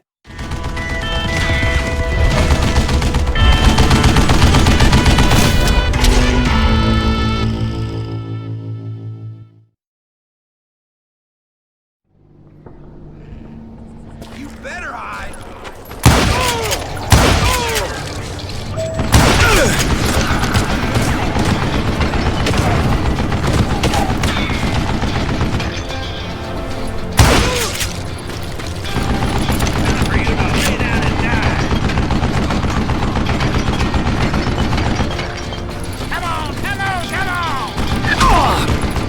Luckily, I had located some dynamite. I still, however, had my work cut out for me.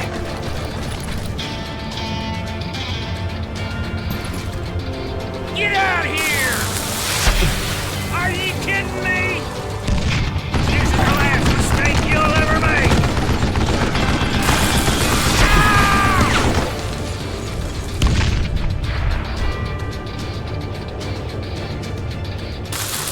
It's not fair!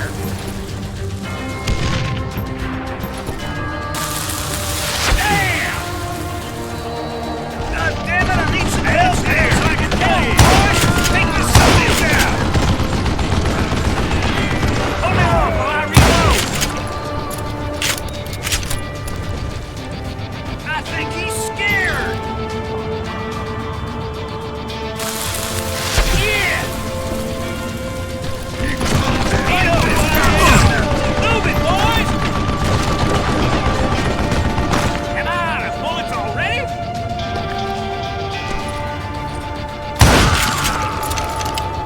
Guess you had enough, huh? Can't beat me!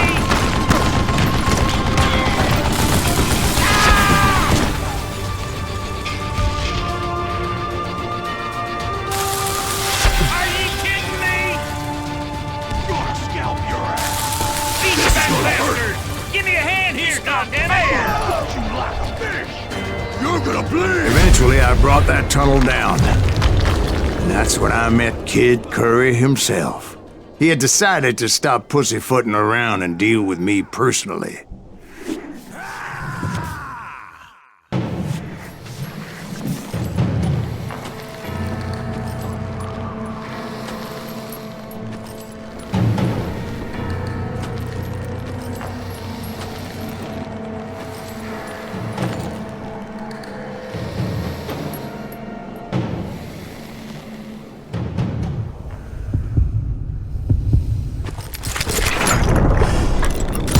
As fast as he was, I was just a bit faster.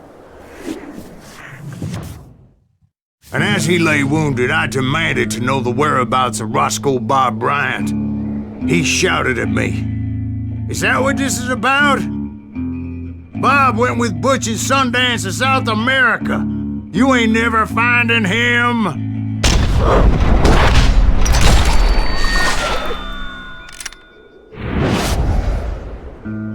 Those were his last words.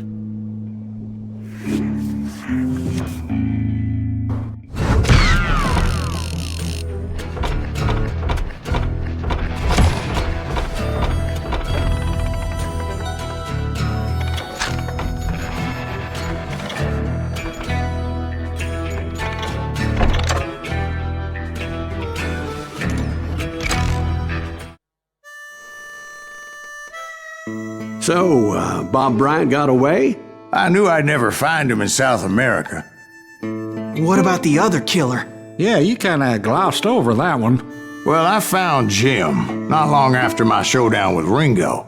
At the time, he was riding with the James Younger gang. Did I neglect to mention that?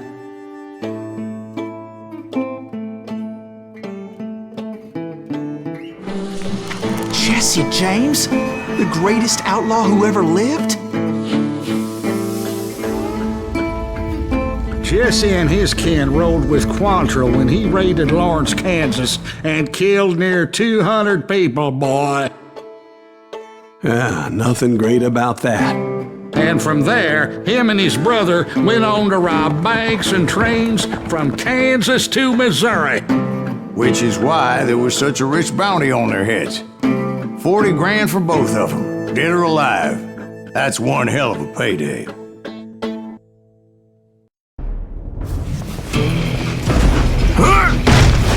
I confronted them as they were robbing a train. Bullets were flying at me from every which way. But I knew I'd have to fight my way forward if I was gonna find this Jim.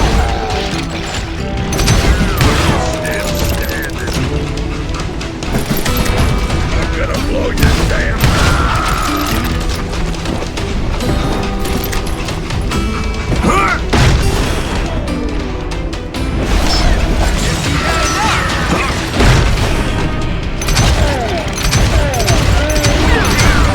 Now, wait a second. Now, how'd they stop this train in the first place? Well, the James boys were experts at this.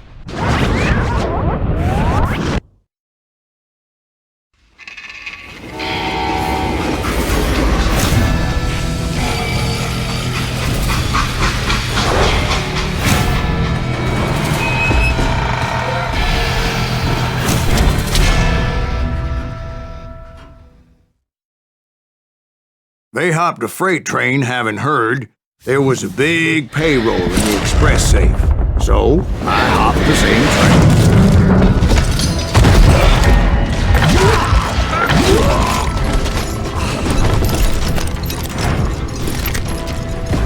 The James Younger gang was decimated after that little fiasco they had in Northfield, Minnesota. So Jesse needed more men and took on the killer I was after, along with a host of others.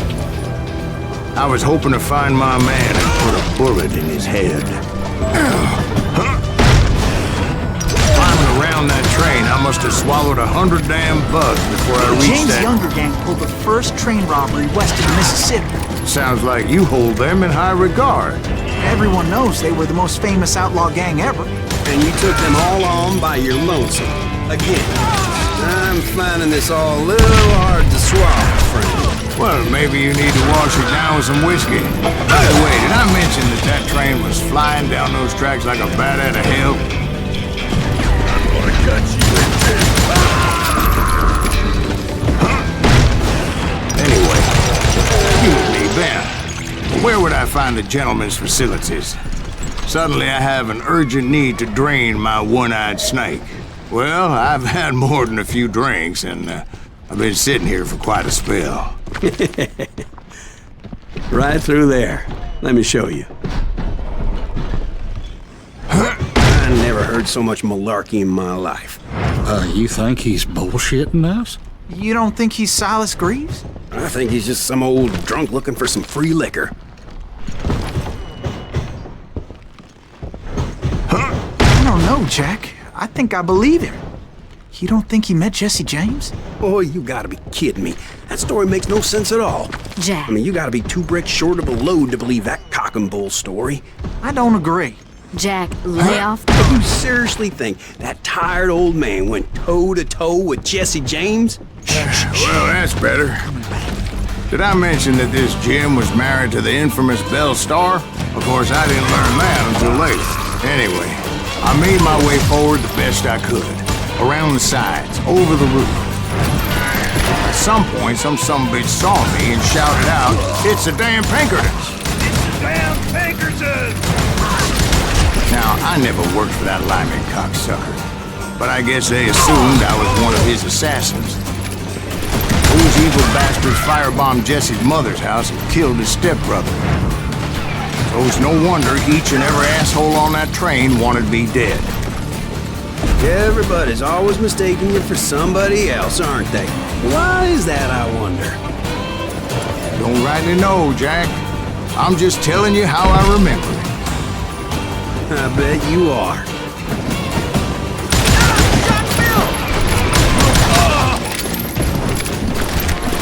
You can't fight with James, gang!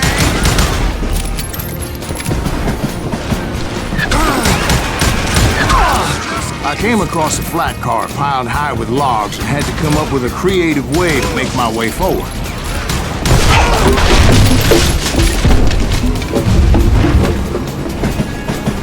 I wondered if I was ever gonna find the front of that train, or the bastard I was after. Jesse hired a damn army after Northfield. Guess he didn't want to be outgunned like that ever again. Right about then, I was attacked by some asshole on a Gatling gun. Yeah, seems like you run into a lot of them. Asshole? Gatling guns. Yes, I did. Now, I don't remember how I took it out. It was either a bullet or dynamite. Where would you find dynamite? Does it really matter, Jack? You're messing with the flow of the story here.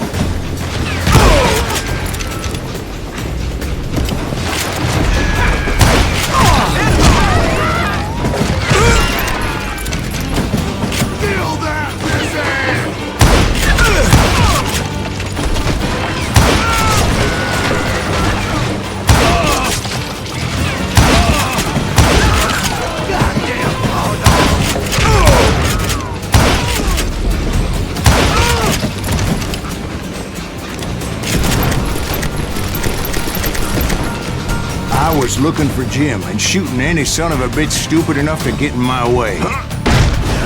And that included Jesse James himself.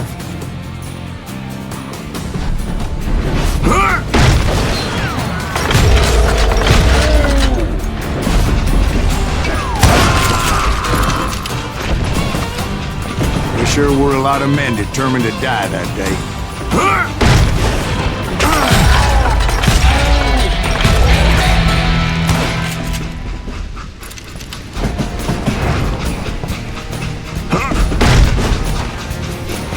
It was then that Jesse detached the express car from the rest of the damn train. I could see Jesse waiting for me, fixing to kill me so he could get away with all that money.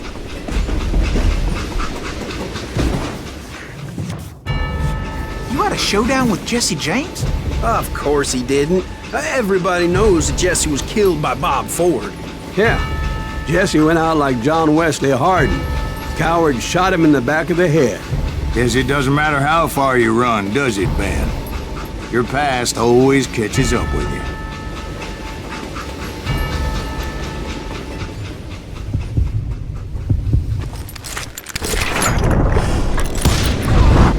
Yeah, I didn't kill Jesse James. Just wounded him bad enough to convince him to hang up his guns. What about that Jim fella? What happened to him? I figure he was up front with a gun to the engineer's head. That bastard slipped away again. I'll tell you how I got him. But first I need to wet my whistle.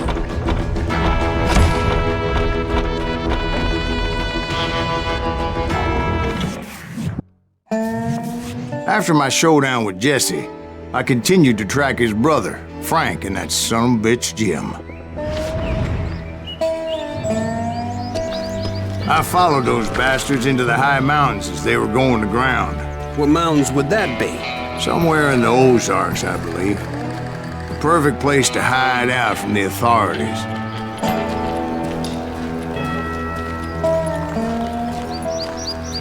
In fact, before I could find them, some Indians who fled the res and were hiding out from the military found me first.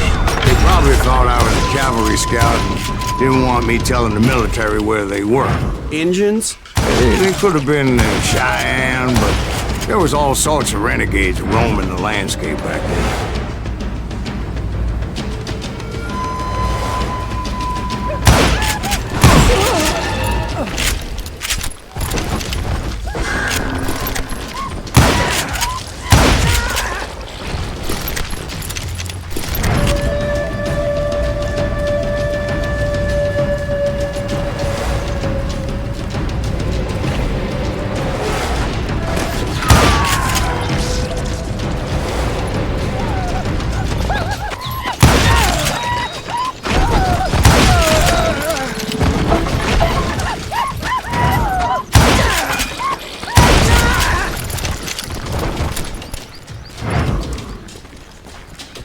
Hey, how about another whiskey, Ben?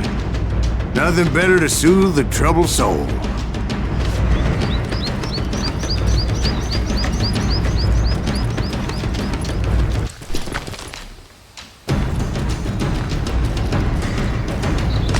Now, where was I? Indians, right. I had more than my share of run-ins with the Red Man. Like that time. Did I tell you about Grey Wolf? Yes, sir. You did. Ah, of course I did. In fact, I can still remember that old medicine man's words to me. Jesus Christ, we're back to that again. You carry great darkness in your heart. It will claim your soul. You will come to this place again and kill many more men.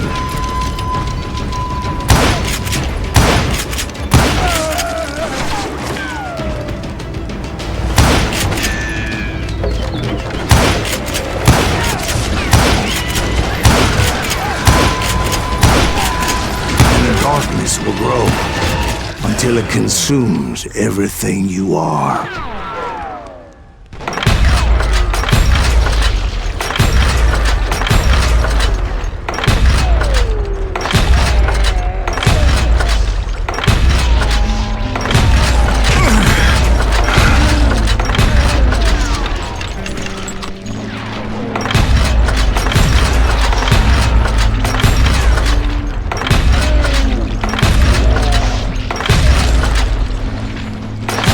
Did you ever find him?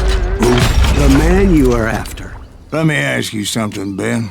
You ever think about death? Mr. Greaves, are you all right? Ooh, death. Oh, death.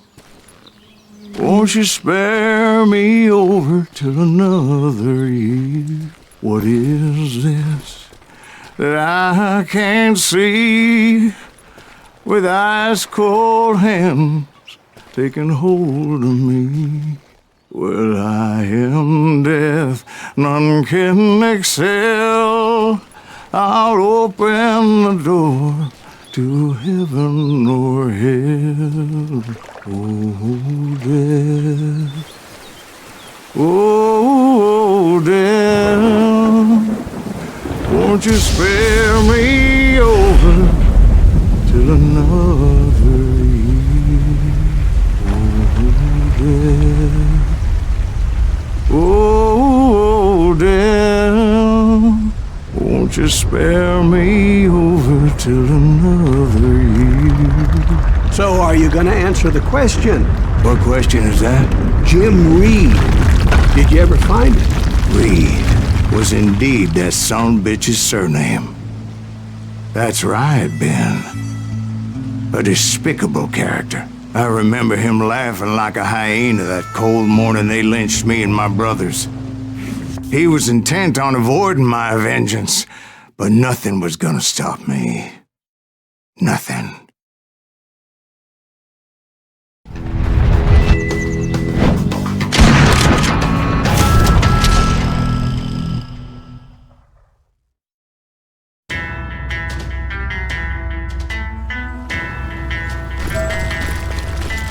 I finally did track those outlaws down. They had long rifles with scopes and were well positioned to pick off any poor soul who came anywhere close.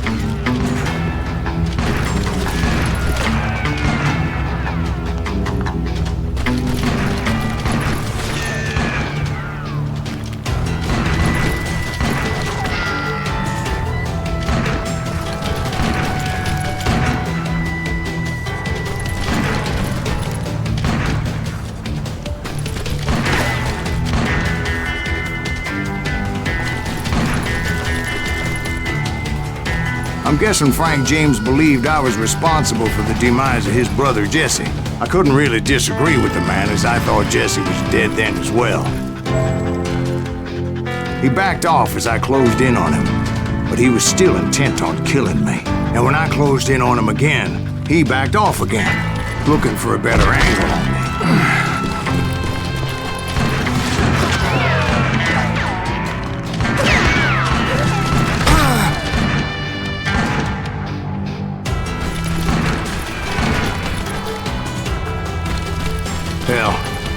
I can't fault Frank for wanting his revenge, as I was there for the same damn reason myself. At this point, I'm guessing you think Silas Greaves is a worse murderer than Jim Reed ever was. No, sir. A man who spent half his life killing somebody's brothers, fathers, sons. I think you were just looking for justice, sir. Is that what I was looking for, Dwight? Is that what it was? Justice? Isn't that why you were hunting the James gang? The James gang. Right. I finally found Frank holed up in his mountain cabin, and he was determined to have me dead. It was a pitched battle that could have gone either way. Luckily, I had some dynamite in my possession. Dynamite? On your person? A few sticks, just in case. It's always good to be prepared. Right. I'm just laying out the facts as I remember them, Jack.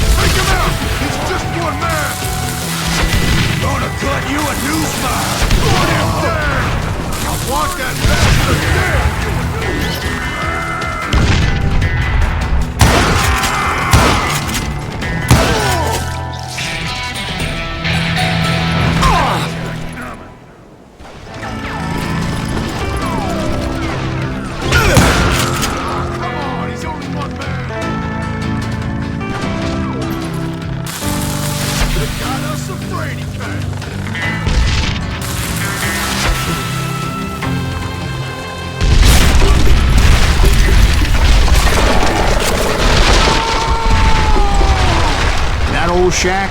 Well, it went tumbling right off that cliff. With Frank James still in it? Yes, sir. But Frank James is still alive, living in Missouri, showing folks around the family farm for 25 cents a tour. I didn't say he died in the fall, now did I?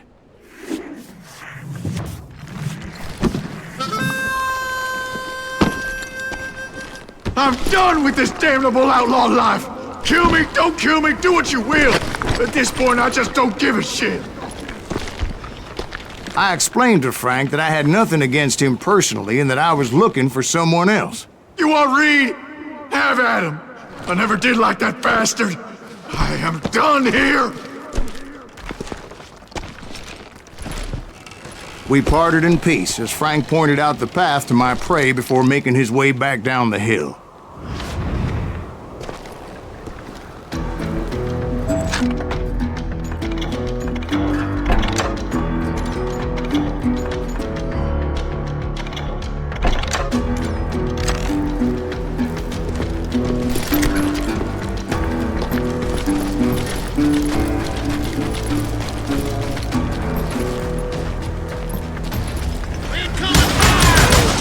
What happened with Reed? Well, I finally found the last of the gang hiding in a nearby cave. First, I had to dispatch the lookouts, as I was determined not to let that murderer escape my revenge again.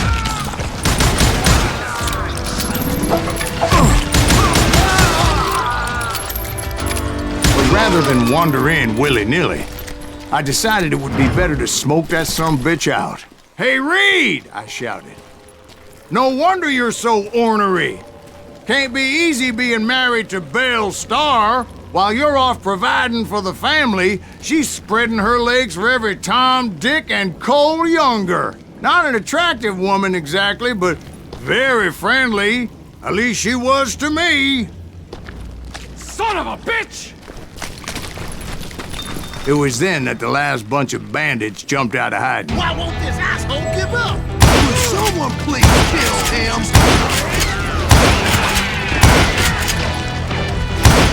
Don't let him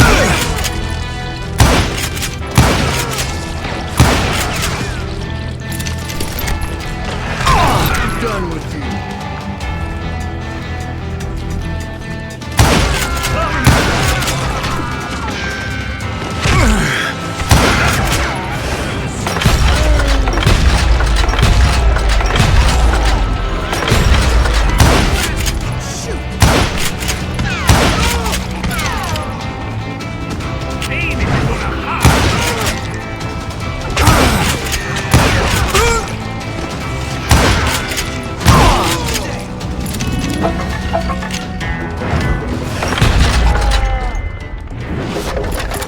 Eventually, it was just me and Reed.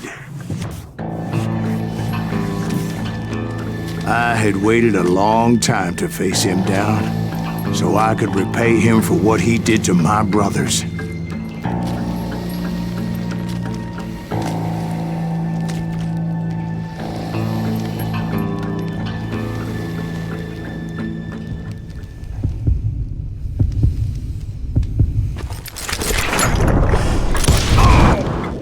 And repay him I did.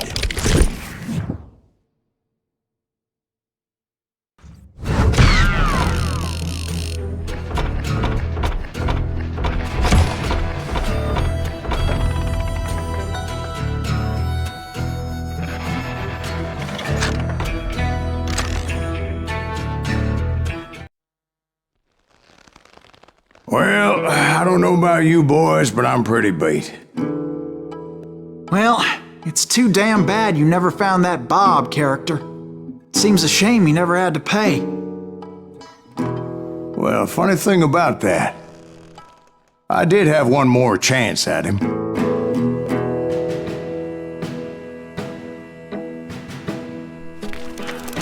Six months ago, I heard that Butch and Sundance were back in the States and had gathered up some of their old gang. I tracked them down, hoping that Roscoe Bob Bryant had returned with them. So you're saying they didn't die down in Bolivia? That's what I'm saying.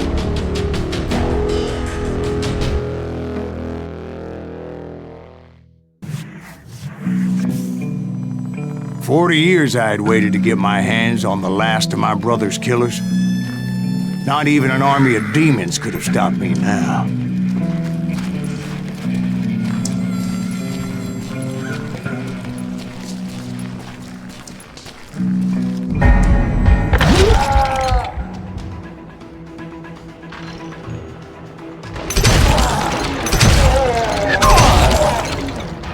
Both Johnny Ringo and Jim Reed fell fairly quickly.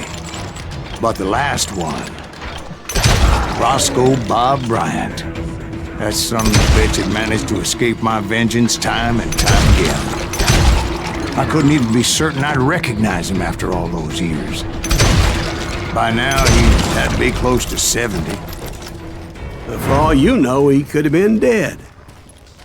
That thought had indeed crossed my mind, as did others.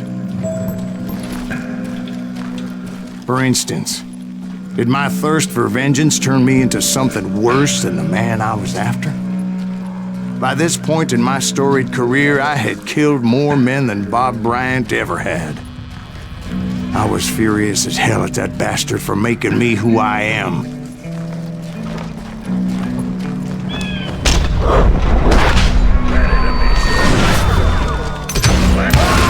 Nothing could stop me from taking his life.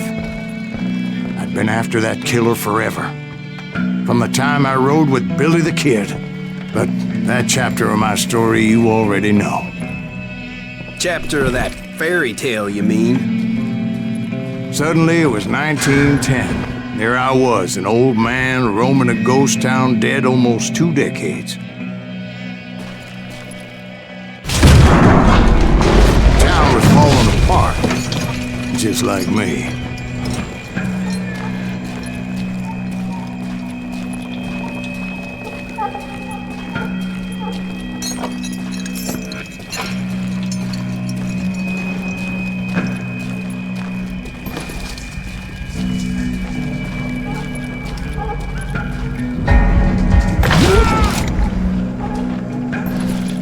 But I wasn't about to call it quits.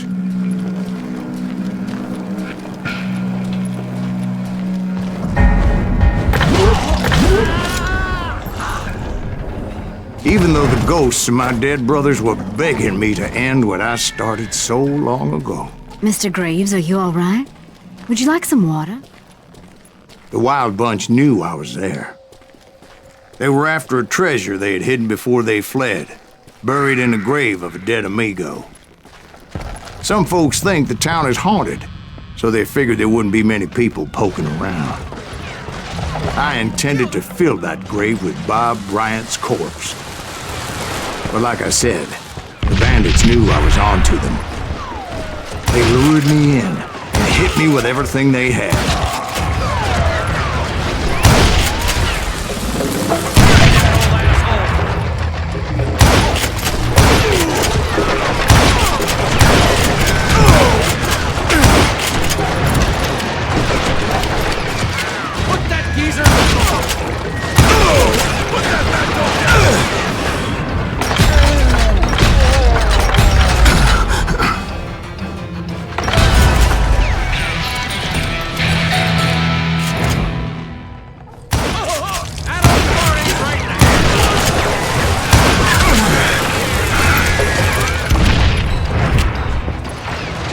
But you obviously prevailed since you're sitting here down this way. Actually, in that moment, I did not prevail. So I suppose we're talking to a ghost. Funny you should put it like that, Jack.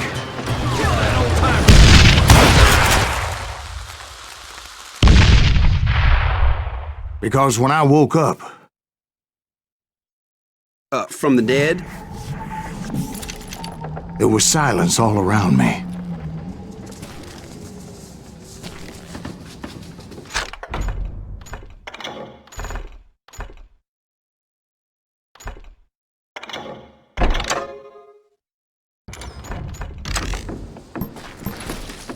I can swear to God I saw Billy then.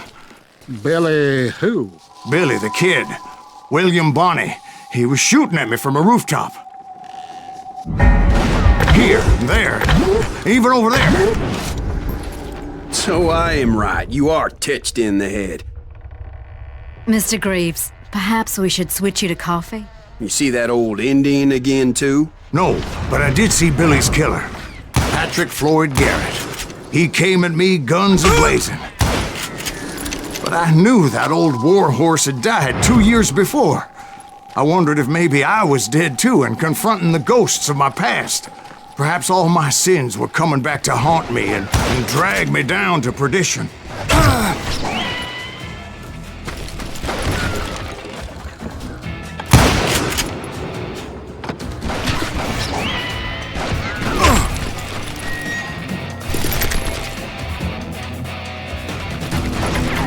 I saw Henry Plummer throw dynamite at me.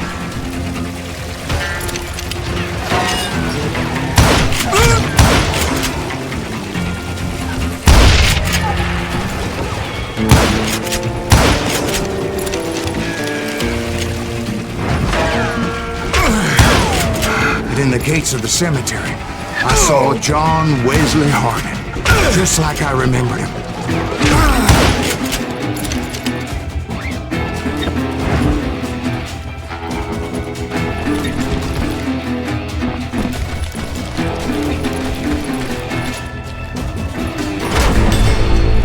Robert Ollinger appeared with his terrible double-barrel shotgun. No ghost army was stopping me. My father-in-law got hit with a fallen branch. He spent the rest of his life talking to dogs.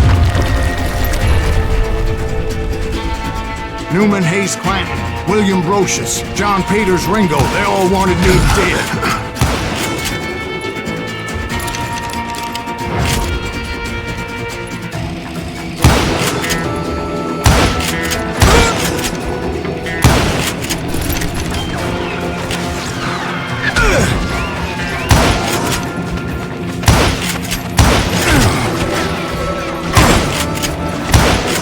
The Dalton brothers, Robert and Grattan, guardians of the Garden of the Dead.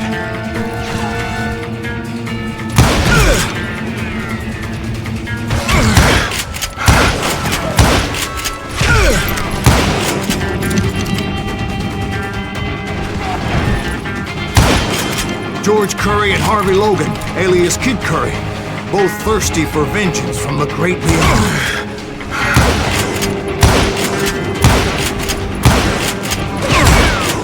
Jesse, Woodson, James, and Jim Reed. Each one deader than the next. I thought I would go crazy. Thought?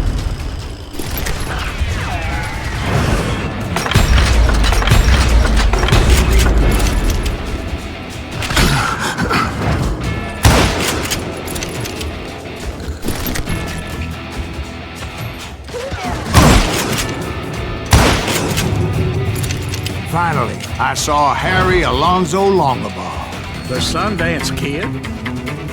Like a general leading his legion of the dead. You told us before that you'd see him alive. He was alive.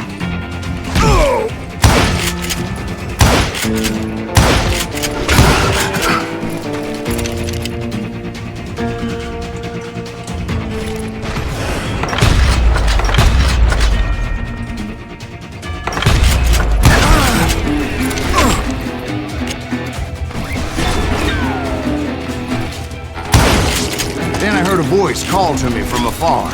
It was Robert Leroy Parker, a.k.a. Butch Cassidy, coming at me from out of the fog. Thanks for taking care of that bastard.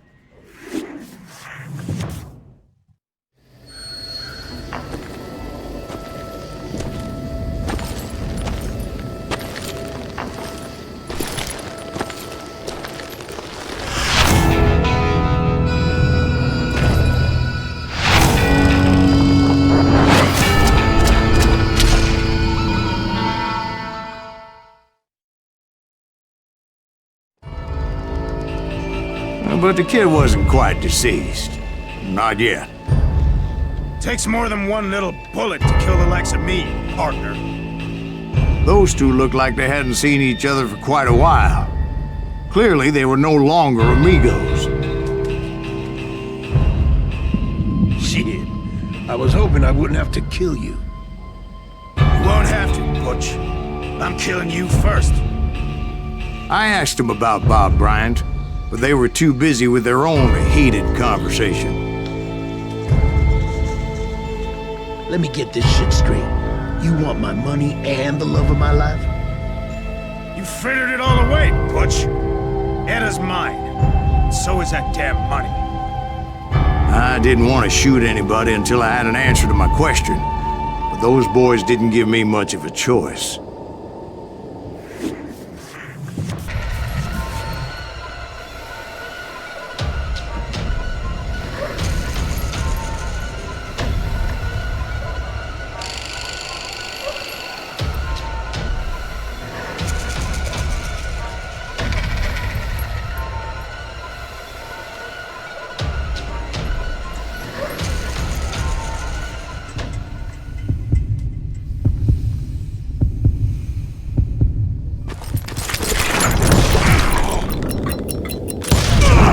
Butch Cassidy and the Sundance Kid died there in that cemetery not 6 months ago.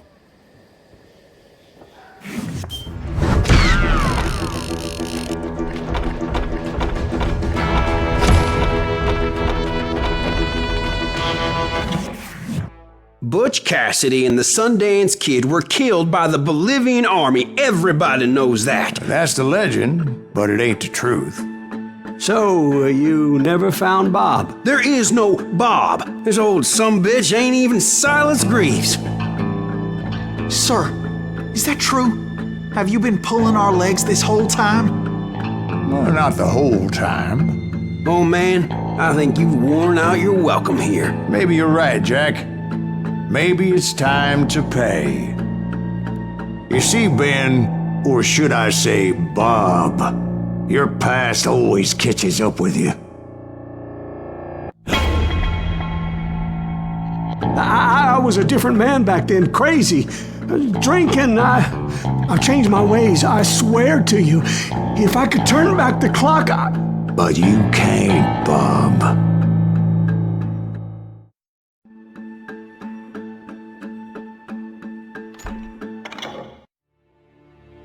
Why'd you toy with me like that? Telling those tales, knowing all along. Why not just lay your cards on the table? Wanted to suss you out, Bob. See what kind of man you turned out to be. Maybe prod you into drawing on me. See, all those years on your trail turned me into a killer. Can't even remember who I was before you tried to murder me. You, on the other hand, walked that very same path in exactly the opposite direction. What do you mean by that? You think your life is worth sparing, Bob? Boy, what's your name again? It's Eisenhower, sir. Dwight Eisenhower. What do you plan to do with your life, Dwight Eisenhower? Tomorrow I'll be leaving for West Point, sir. So, you want to be a soldier?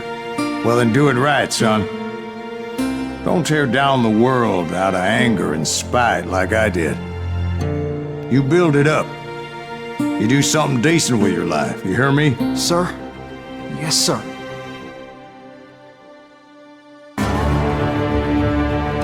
I won't have it said I left you with nothing, Bob.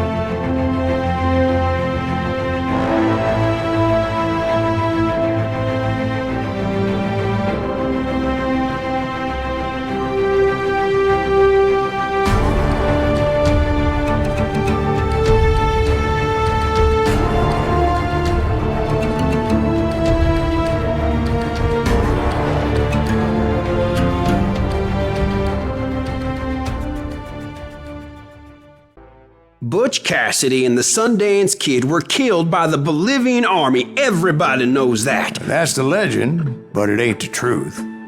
So, you never found Bob? There is no Bob. This old sumbitch ain't even Silas Greaves. Sir, is that true? Have you been pulling our legs this whole time? Well, not the whole time. Oh man, I think you've worn out your welcome here. Maybe you're right, Jack. Maybe it's time to pay. You see, Ben, or should I say Bob, your past always catches up with you. I was a different man back then, crazy.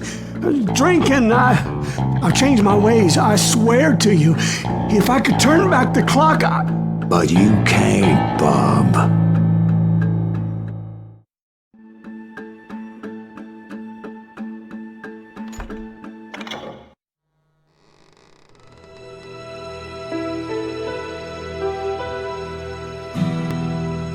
Why'd you toy with me like that? Telling those tales, knowing all along. Why not just lay your cards on the table? Here. I won't have it said that I left you with nothing. That's how you want it? So be it. Holy shit! Molly, move against that wall. Go!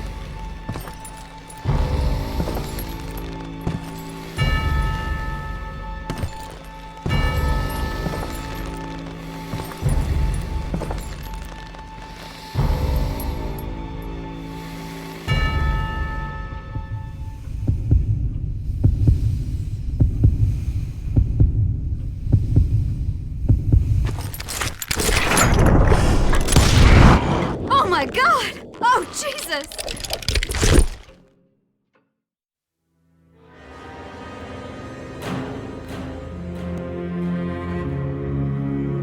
Did you know it was him all along?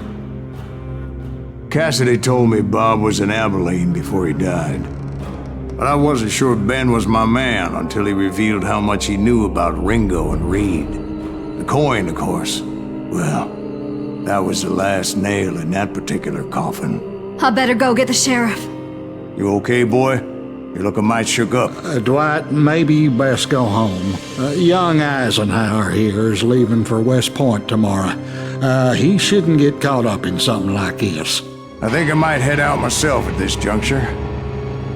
Unless you want to stop me, Jack. No, sir, Mr. Greaves. So where are you going now? Now that you had your revenge? Doesn't really matter, does it? As I've sold my soul for it, and will never again walk with those I have lost.